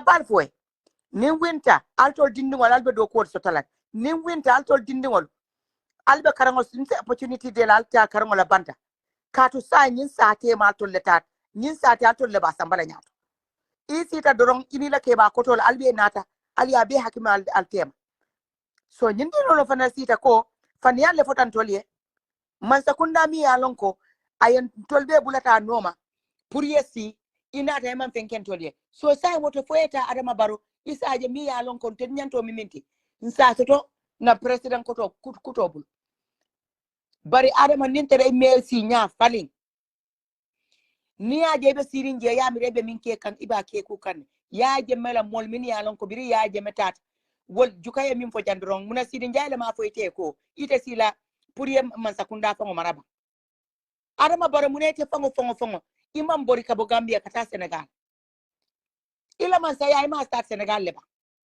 makisal meta e samba male abota je samba nan Senegal fat jan sengor nyol ye samba ye kalindi pour ye ke president kati man hani terla ya jame be banko min kay man hani biri ya jame bondi wote le seta Gambia adama baro muna muntumale di boketa fon kanyina nyola adama baro muntumale di boketa fon manyo sute adama baro muntumale di bo dunta fon nyino kake hey kateri fo katonya fo etire abu kateri yati nyade bari terol mimbe te dala wala kuriyate tete adama baro mimbe banta ite buka kalamta nkon tol sita jannen ka fuko ya jamme mino ka faro kai nka sama sin kollam ya jamme hani Gambia no te nyinjaw ya sifa kel ntol ya lon ko Gambia no le kuriyata bet katu mini be siri te dala APR sin kol mini ya lon ko biri ya jamme tata e man fensot wala nata e bi isite dal ibe nene kan kote bitin lungo mi yatata ye kodol min sunya ko kala ko dallo ye maanyal min beki adama bora sa dia kwe ifanan ibe baro commission sotale yano jani commission fontitale pour ya jam ifanan be baro commission sotale bi ni me ya jam mera bagasolji abeti nyata ya be sunya ya wa fi terol la ni ya ni min tata kanin la ya jam mera ko da yaji isalon ko alalum man soti bari yaji momi yalon ko asilata alala wole ke kilo to wolto baratul man sila katu momi silata alala wobuka miskinol tora momi silata alala atatula gambe non ka sasa ika kurangol min yalon ka manya ne fala be fala momi silata alala te sila dindingol la karango fango amam barako sot muna bi ni arien tolbe be diaspora jam karan kendo jawara jamano karan kendo le bijenu bi wala tan tol kam badingol makoyno bari bi ni tata mba patu nyele be nakol to be do kola ise dingol ise kodo di dingol leta karam mondo baro karam monke na famunela kato a system o mambetea college fango mi yalon ko foloto ni min tata college bitu hani mam futti banta fa sa wo college fang pour ka wojo mo bukano bari adama barete dingol idin ke munama tana siatul fo e bungo fango sangay adama barete o ko do bandi mun tol naman ko sunyaro nim faniati bitun sambe min folade wala min tiko nyingala dindingoli kungo jatale amanke ko kulubali ale kungo jandi de miyo kungo jandi wala mo ko banko ko yo niele laaje katu nyim banko albati nyaka nyami i balanta wolle te songala kotek so al setara hani ares munan kali ares amamme ali ares amamme ifuntita kotek be yalon ko albe ares la ifuntita bitun san dunia base albe minke kam isaje arab spring nka kuma staten dunia banko tuba banko ibuka na fi nyun kusi fala ka dindingol take bute ka kolke so nyim poliso mi yalon ko wala lota ka woma nya ko nyine ka ali nyinu be muta alta video aliya be ke Twitter X aliya ke Threads aliya ke Instagram aliya hashtag Gambia keje Sinlen by elect the campaign will start lu len aliya ke hashtag Gambia sengo feng aliya post Facebook lo wodula ali hashtag dictatorship ke hashtag Gambia aliya ke dlabe katu sai mbawo adama baro abuke moy ngamin ke ya jameran kana wala kala mbitala nga report dim andung Twitter hanim bi wo mo Madi me 1 second to lo dan rek nga duga Amnesty International ñolu nakarati ñintu lal be min ya lon ko tajiren ken yaay bu ka songala andung wala ka fo ñing European Union ñin da alkana ko do ñim bankol wol be mun tol ter leti Facebook hani ñing American Embassy jena kañ e Twitter hani American Embassy ikan tol follow le X so mbitala nga ñi ikan basiri njere anu ne mimbe tere yeah bari State Department mbe bele tagla soma ñin tol wuda soma sey lo mbe wulla junale nga ñim fengol tengo na ken ngo e nim fo anin kambano mi ya ko Facebook ko gala ken ngo ñi mi ya ko Facebook ko police o kale ko mbe falan gola safero mbabe talale nga samba X yeah almo kurung thank you Tuka.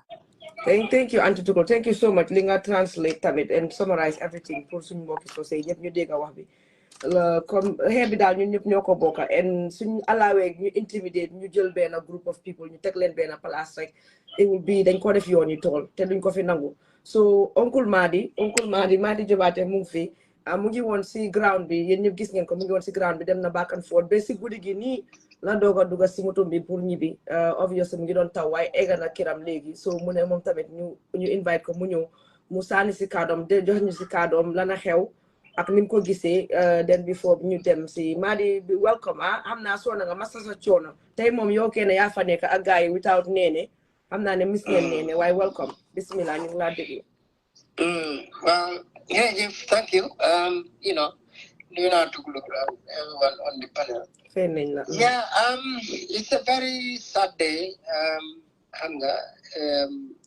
I was just saying to myself ñoo xam ne xale yoo xam ne musu ñoo sasa xale si réew mi musu ñoo yaaxa si réew mi musu ñoo amee benn place fu ñu yaaxa waaye jóg gis ne xam nga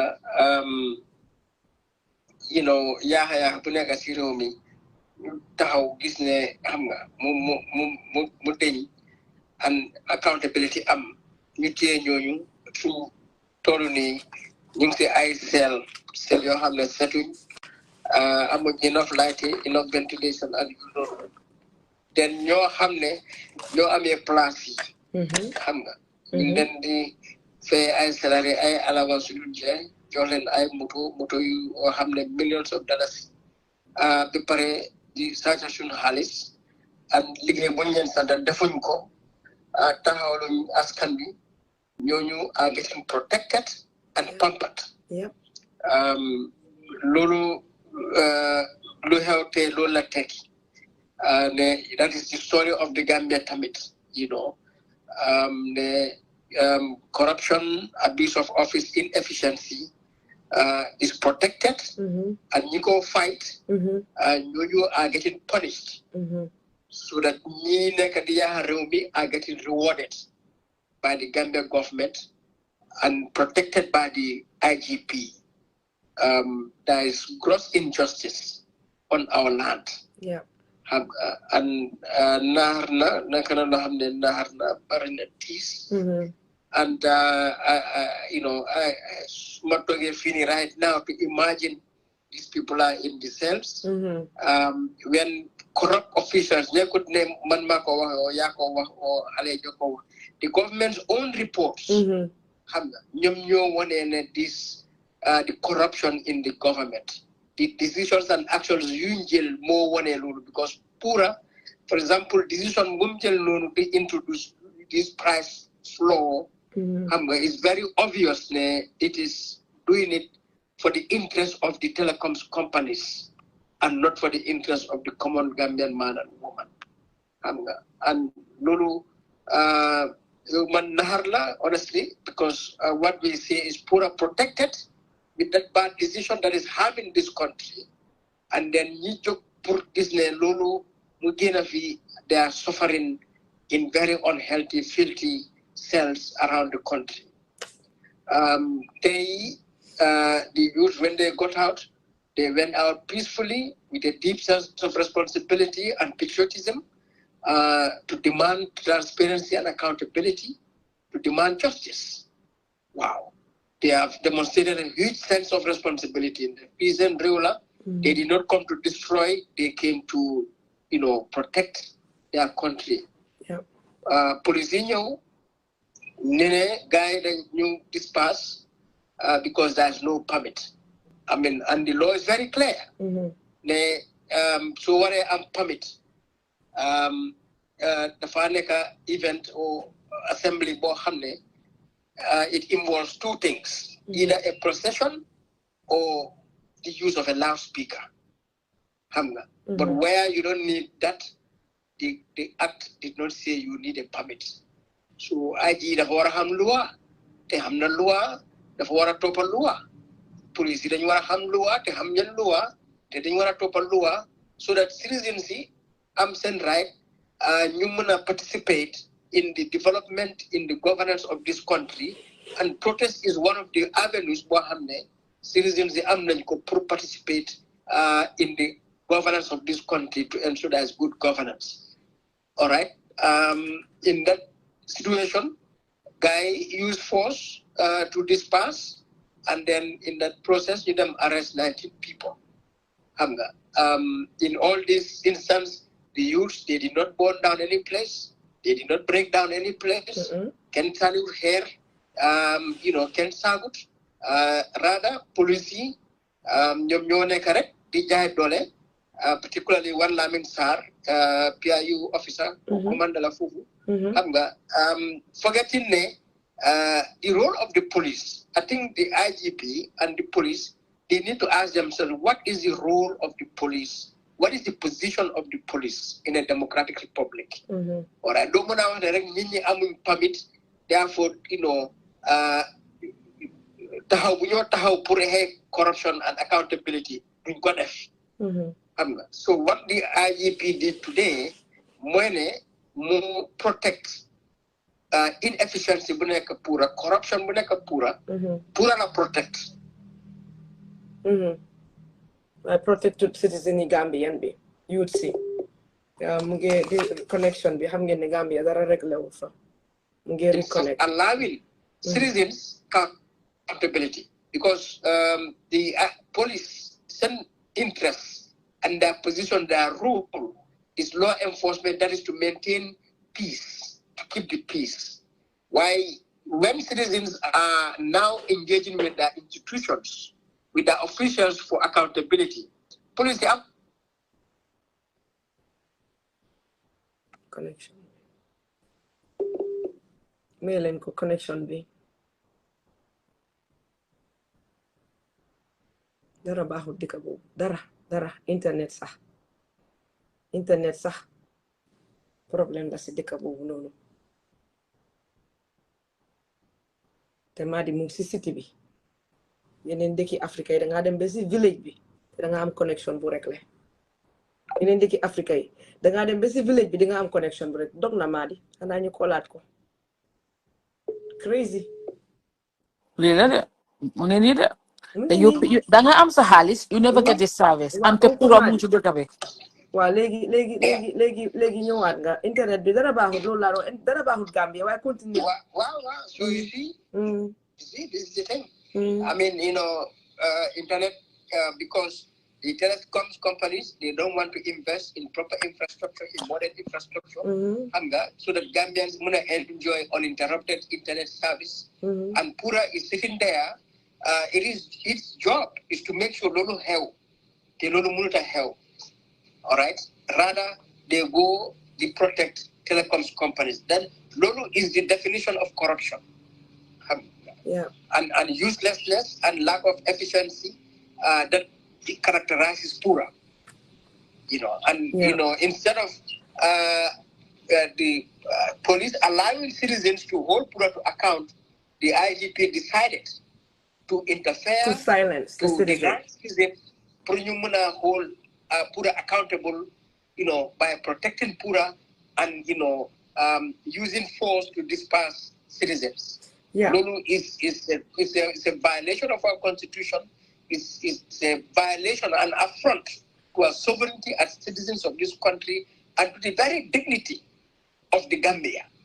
That we would have public officials, public institutions, you have the flout the law, they suppress citizens' rights, and they protect corruption and inefficiency.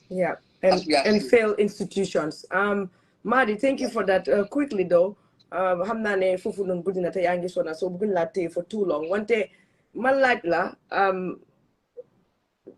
ban li gaa yi def nii tey ndax gisee nga ko ne ndax ñi intimidation tactic la and it's not just from because of li gaa yi taxaw for Pura but youth si seen voice yi nga xam ne moom la gaa yi commencé di use si weer yi ni passé affaire yi jaane assets yi ba egsi fii nii. Do you think ne ñoom fi mu nekk nii dañ gis ne youth si am nañ voice te ñu ngi bugg a intimidate youth si moo tax te ñu def liñ def nii? Well, it's clearly intimidation, because all of this is to send a message ne ku def lii rek lii lañ naa def. So that is intimidation. But deeper than that, if since 2017, the government of the Gambia among the political will and the commitment to uphold the laws of the Gambia, the constitution of the Gambia, democratic principles, human rights, and adhere to the rule of law. Rather, they want to disobey all of these things because the government of the Gambia feeds on corruption. Corruption lañ dee dundee. Corruption lañ taxawal.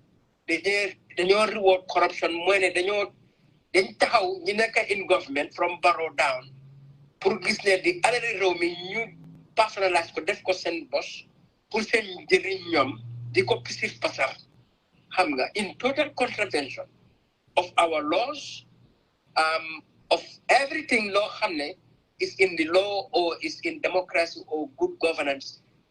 Parewuñ pour taxaw si yoon bu set yoon bu dëgg boo xam ne loi and ethics loolu la taxawal. Loolu any te bëgguñ kenn te bëgguñ dara dox si diggante loolu. Waaw bëgguñ kenn stop loolu. Okay. Bëgguñ kenn stop ko. So loolu tax ñuy def lu ñoo def nii.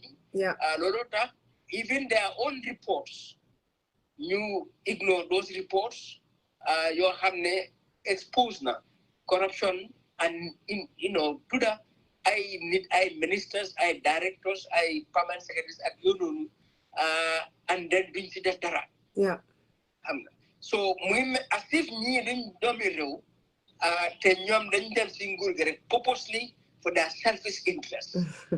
So all along and it's very evident allowance yu ñoo feeseen boppa you ko ku dem ubbi constitution bi I mean budget bi nga seet the monies in the budget mu ngi dem a lot of it personal interest ay allowance la ay fuel wasn't it 42% of the budget last year was proposed for the seen salary ak seen yooyu personnel ñoom seen waaw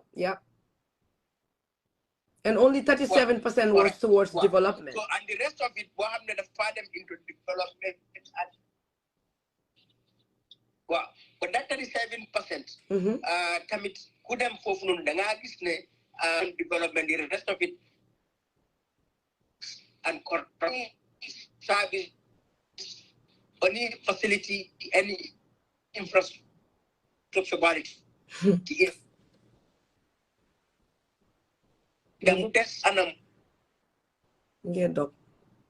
Anything. So Madi bamtu watal fofu yangi don dog ngane Madi yangi don dog yangi don dog ngane 37% we could them suddenly use the whole thing. Wow, that means they use maybe 2%. The rest of it, them CI kickbacks, like corruption, like no any infrastructure, do make a quality. Either do or make a very poor quality. Even more problems. Wow. What's the way forward, Madi, with the youth slaggy with this situation? Thank you for that. And what do you think is the way forward before you buy langa them with Hale? The way forward, well, the way forward, money, not just the youth, but even people at my level and all Gambians must come to the understanding that they can be by now at the level of first world country, Singapore. Germany, Sweden, Gambia by now.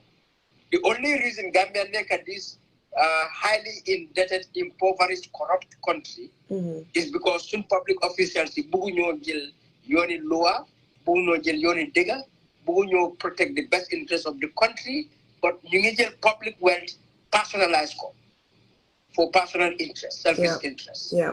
And that means that awareness Gambia they go and yet how I would suggest, I think that any government that awareness. And the Gamma police station for you Yeah. That's the only thing, because at the end of the day, we have to take charge of our country. Yeah. Well, because corruption is illegal, it's lawlessness. And lawlessness when I can contribute. So I tell you I drifters. Drifters are the consequence of the lawlessness in government. Because if you have a lawless government, a lawless state, the far create lawlessness in various parts of the society. Yeah. That is the situation we face. Yeah. We have a duty, a constitutional right and obligation to stop lawlessness. Lawlessness in this government. It has to be stopped. Yeah. Jerejef Madi, thank you so much. And Master Sachono, and the struggle continues. Hopefully, we sit by hell and stuff. And if we have to come live, we will do it again, inshallah. Okay. Thank you so much, Madi. Thank you. Yeah, you are Madi Jerejef Sona na DPC subabelegi mge jabante and stuff like that. Elek dafa am engagement, why so engagement am bi pare rek tam dina deluwat si guy. It is very sad. Auntie Tukulo, Hadi, Sister Hadi, so bugie, so mune Well, dama bugona complete ban being a portion like moine because we have stake partners and we have interested individuals that we work together in relation to our country and how the country will move forward. Man, I am telling those that are in the European Union in the Gambia, the UNDP US Embassy in the Gambia, the Human Rights Commission in the Gambia, as well as the CEDAW African Union, to understand that this government is not a serious government.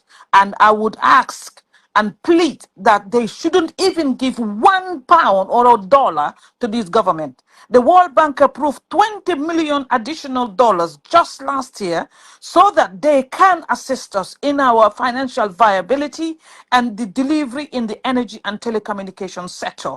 That is the problem we're looking today. If that money was actually invested in our small business enterprises, perhaps Gamsel would not have been sold. Perhaps this price hike that we're talking about would not have happened, and then we will not have to have money and never get a service. Now, this government is just a government for themselves, and they're there to violate our human rights and violate our citizens' rights. And I would please urge any partners, any stakeholders that are listening to us to please liaise with this government and do not please give any more grants to the Gambia. Malo laiwa.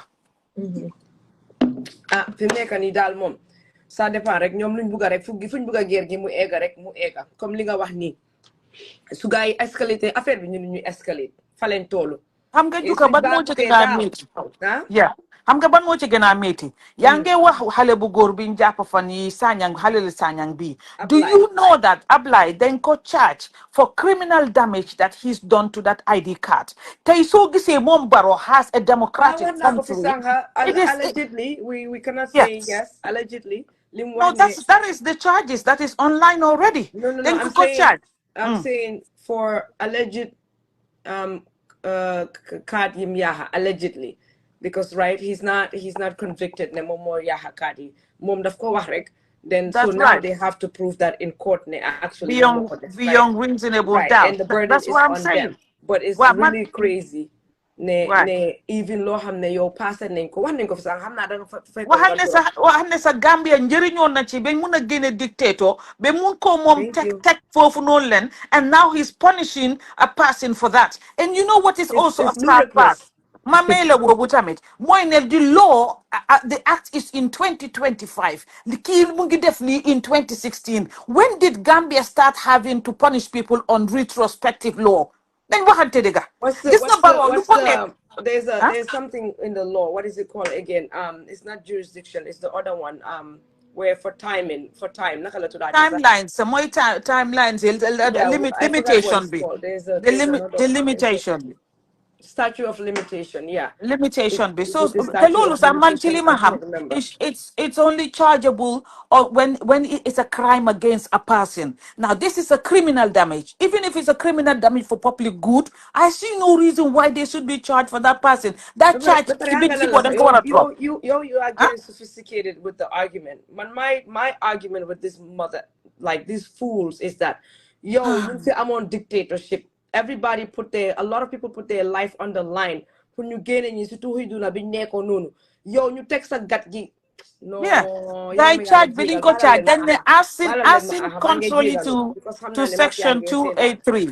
Wow. Nyom sine ko charge. Yo nga jël sa lu bon li may ma rek xadi may ma rek. Nga jël sa lu bon li ñu tek la ci biir réew mi, ah. Yo amuloo loo def Adama Barrow. Yo nga ne ñi nga xam ne ñoo tegoon seen life on the line. Pour ñu génne fi dictator bi bañ la teg yow ñu nga punish because of liñ defoon ba yow nga mun make this make sense. This is the thing. Exactly. The first charge is an arson contrary to section 283 of the Criminal Offence Act 2025. So 2025, this act happened in 2016 for something better that me and you today are enjoying, and then you charge that person for that reason. Man, how much the police they hell at? I don't know. The guy jamba ñoom rek ñoo xam. No problem. Su ko defee ñëw tëj because dafa am fu mu war a dem in waroon naa jóg léegi nii sax waroon na ma fekk si tali bi right now, but it is what it is. Dinaa jéem a figure out how I'm gonna do this. So ñu may Hadi yaa ngi noppi ak anti tukulu su ko defee ñu tëj ñu mun a dem, and we will keep our eyes on everything. Dinañ continue di monitor affaire bi inshallah.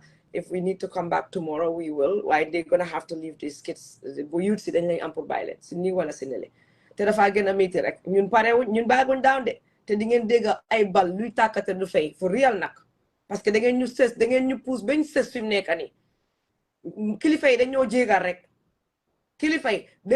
rek man moo xam naa su fekkee suma mère bi seetaan yàlla bu mu seetaan li suy pare mu ma kool waaye foog naa seetaan ko ni konte mu ngi crédit suma téléphone bi. Why they get no jégal rek ngir yàlla ak unity parce que dañ egga foo xam ne we are at a crossroad with these idiots dañ nekk si crossroad ak ñoom Adama Barrow foofu lañ toolu fi mu nekk nii te duñ lañ may yoota gatsa because ñii dañ evil xale yi tey ñi taxaw ñii ne ñu ngee protest. These are the same youths ñu teg foofu Adama Barrow ak ay ñoñam. Imagine that. These are the same youths you don't protest. Taxaw te placards ne Yaya Jammeh jipo. Imagine that. Now tey nga toog ne faax because yow yaa ngi okay nga ne yow da nga xeex ñi nga xam ne ñoo la fa teg man mënuma understand lii. Okay, dinaa ko seet Fatou Touré jërëjëf mënuma understand li xaaral ma ubbi sa message bi ah it's very sad. Okay, xaaral ma seet Fatou Touré anti tuklo ak Hadi jël leen ma seet lu Fatou Touré jël lu mu seen juga dafa sad ba nga xam ne man moom man dama speechless depuis si suba xaw ma dama mer xaw ma dama sad suma yaram bi daal moo dee totally depuis bi ma seetaan ñi yow ñi ñëwun isi wuñ xeer isi wuñ paaka isi wuñ butéel isi wuñ dara lu xew okay so Kër Fatou 7 minutes ago Fatou Touré mu ngi ko update gaa yaa ngi ko update téema bi update nañ ko lawyer Khadija Jallow xaaral ma dem si fi nga xam ne foofu mooy problème bi sax according to the lawyer all detainees at these two stations were reported to be in general good condition though they complained about poor cells condition so bind nañ turi foofu noonu ñoom Musa Konte Sisawo Danso okay then we move forward then several detainees at the Bakote reported instance of mistreatment. Killer A stated that he was mishandled and beaten by a group of 5 to 7 police officers, leaving him with chest bruises and a torn shirt. So ñu ngi leen a toojo. Cesar Hodanso reported being manhandled and allegedly slapped hard on the back by an officer identified as Keba Jallow, a 2025 police recruit. Keba Jallow, your name deal ak yow. And I hope that you get all these names.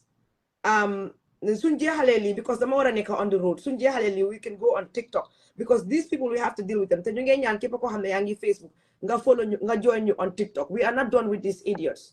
We are not done with these idiots. Dafa ñaaw. Billahi dafa ñaaw. Because these people man bi xale bu waaji ni ku sant Sarr nim doon def soo ko bàyyee xel di nga xam ne kii was ready for war. He wasn't negotiating. He wanted it to be bad. Because then he fal xale yi yaaga na leen ko wax. Then he fal xale yi from Gala, not Pura. Forget Pura. They are mad at these youths. Because xam nañ ne ñoom ñëpp benn bi leen. Te xam nañ ne am na waa Gala yoo xam ne ñu ngi taxawoon in solidarity with these people. They want to shut them down. Ma continue. Ibrahima Jatta reported being roughly handled, claiming he may have been dislocated his shoulders after allegedly being brought to the ground by Superintendent Sarr.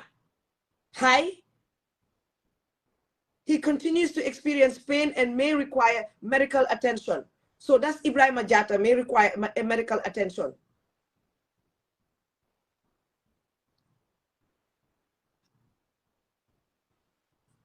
Okay. So Killer Ace, you can update it on your page if you want after you then share. Killer Ace, so they make it fast, so they go for Gisulani Himunga copy for some of the word in Fufunono. Just to be exact, if you want. Guys, 7 minutes ago, like update. Today. It is getting out of hand. And again, they want to intimidate the youths. Nu leer la len wax. So fim nekk ni youth si Gambia yeen ñepp wara job.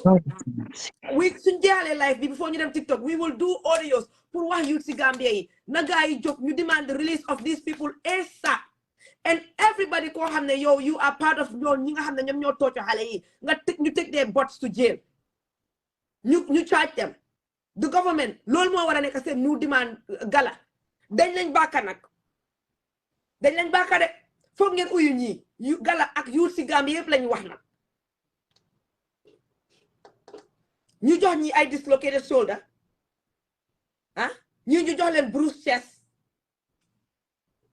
yeen xalé yi mun lañ lañu xoxatal bañ bayyi seen image bi ngeen ay yaaxa te da ngeen a tax yeneen xale gën a mer yeneen xale dinañ gën a jóg yéen a ngi fàttali ko xale yi jógee woon Gala first time moo xale jóg moo xale jógaat after third day bi loolu moo la ñoo dal si te xale yi duñu reculer next time lu leer laa leen wax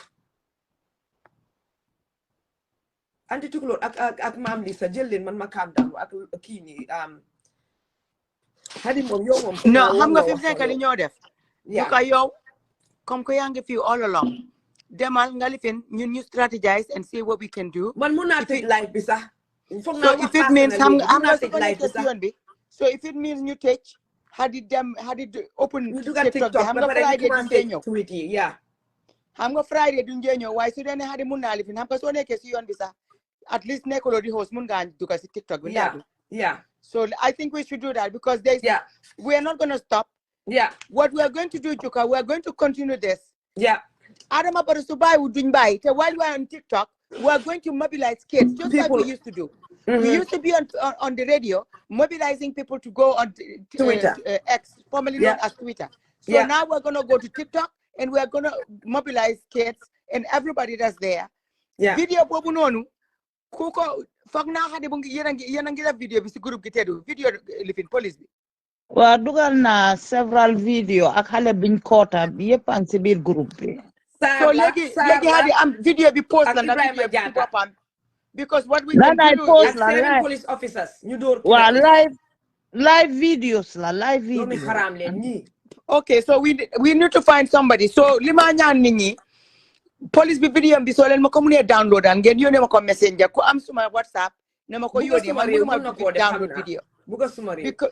No, Juka man dama ngi confused safi I'm saying buga suma rew ñam mun na ko send video bi tamit unless hadi yow wa mom mu ko defar Juka mom mu ngi defar several videos si police so kon harama dem ci mu yone ma video yi then wa contact ko na la ko yone. Yeah, because tama buga for Juka to get on the road. Okay. All right. So guys, dinañ dem mail you about 10 so we minutes. Can go on TikTok. Mail you 10 minutes bala ñu dem TikTok. We're going to call each other ñu commencé créer liggéey ci poster yi ñu wara def ak all that stuff. We will share it on Facebook. Yeen tamit ngeen share ko then you guys can meet us in TikTok at TikTok. Be pare fim nekk li ñoo ñaan nit ñi mooy li ñoo ñaan everybody. Mooy ne fim nekk time liggéey moo jot. Yeah.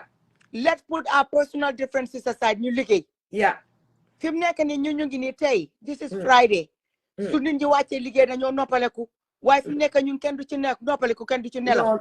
So luñ génnee su dee ne TikTok la Baramos Go page bi dinañ fa post things su dee ne si suñu wall yi la dinañ ko fa post so keep an eye on Juka Ceesay's wall, my Facebook wall, Hadi Kinte's wall, Mam Lisa Conte. Ak Baramos Go tamit. Ak Baramos Go, keep an eye on all these pages.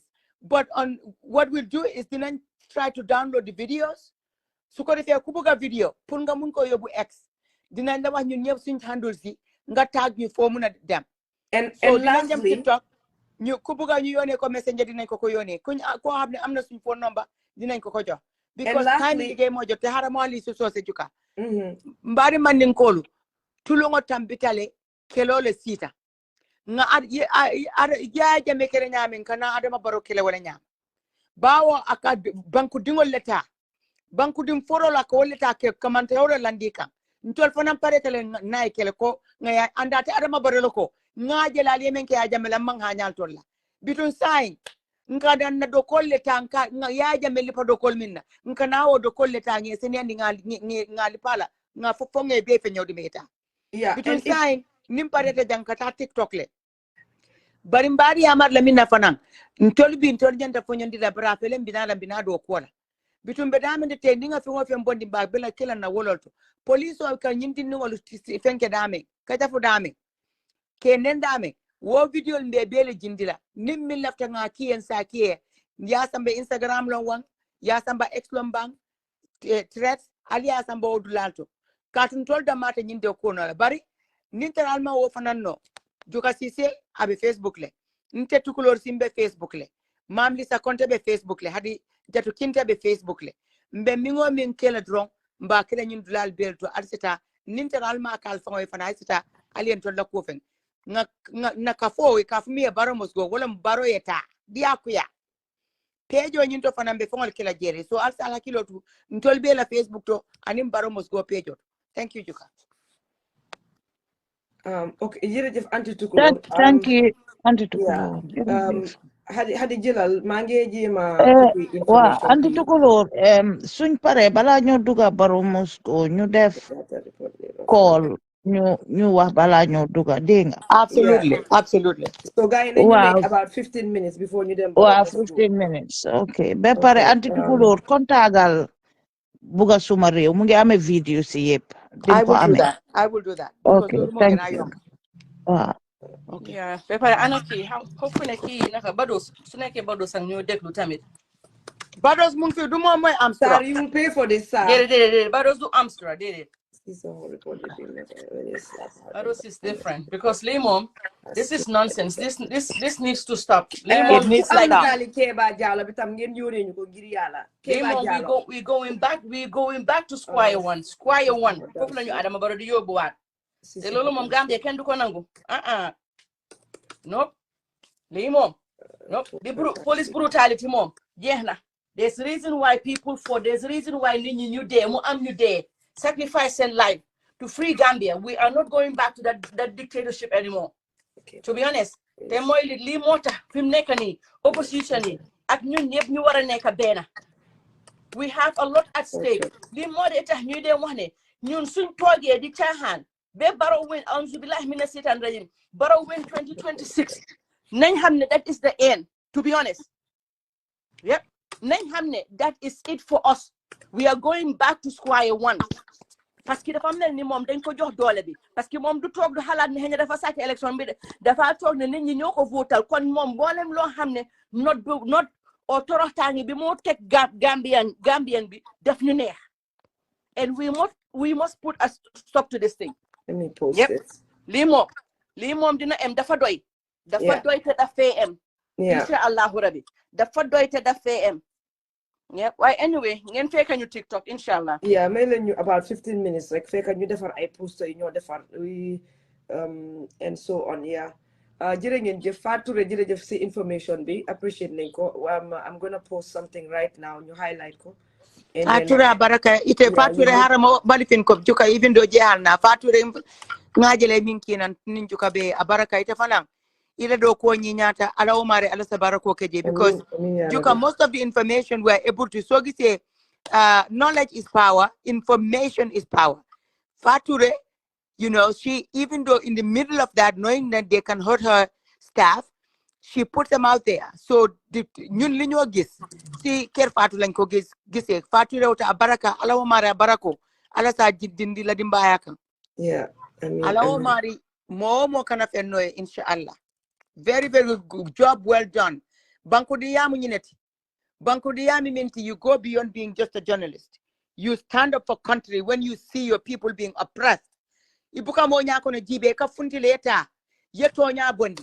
Katubi, nobody can deny what happened. We all saw it and how it happened on Kerfado. Then thank you. Thank you. Thank you. Abaraka bake. Yen mi setan yep yen japale ñu rek ngir yalla. Loolu ngis ñu def rek ngeen share ko because information is power te xam naa ne ñoom ñëpp ñu ngi toppa suñ pages yi ñoom Barrow ak tamit xam nañ ne international bi even su fekkee ne nekkul international si biti sax waaye ñu nekk foofu American embassy ñoom ñëpp ñu ngi bàyyi xel li nga xam ne moo nekk di xew si réew mi so ñu ngi leen a ñaan luñ jël rek defar ko rek yéen ñëpp ngeen jël ko ngeen share ko because it does take time pour ñu defar ko so yéen tam jël leen post yi ngeen koo share su ko defee ñu wan leen ne unity mbooloo mooy doole te duñ toog di leen seetaan ñu toroxal suñ doom yi suñ xale yi suñ broda si biir dëkk bi ñu toog fi di leen seetaan no du am it's not gonna happen Barrow yow wax sa toog si please just to let you guys know we go crazier when you guys do stupid stuff like that then we get fixated on what we have to do we get fixated on it te duñ bàyyi dañ dee gën a am doole soo leen su ko seetloo saay boo leen poussé lañ dee gën a pousse ba nga waxee 100 people ba tey bàyyi wuñ parce que dang ñu puusoon dang ñu bàkkoon ñu uyu la te loolu ngeen nekk di def nii te dinañ continuer force bi ñu doon def suñ doon def juróom dinañ def fukka billahi wal kitaabi lu leer leen wax because kenn ñu xootal ñu daw it has to stop ba beneen yoon ñu ngee ñëw si TikTok bi may leen ñu fiu 10 minutes 15 minutes rek inshallah jërë ngeen jëf yéen ñëpp anti tukulóor xam naa ba si kanam bye. Okay, sit kanam in 20 minutes. Okay. Wow, okay, bye.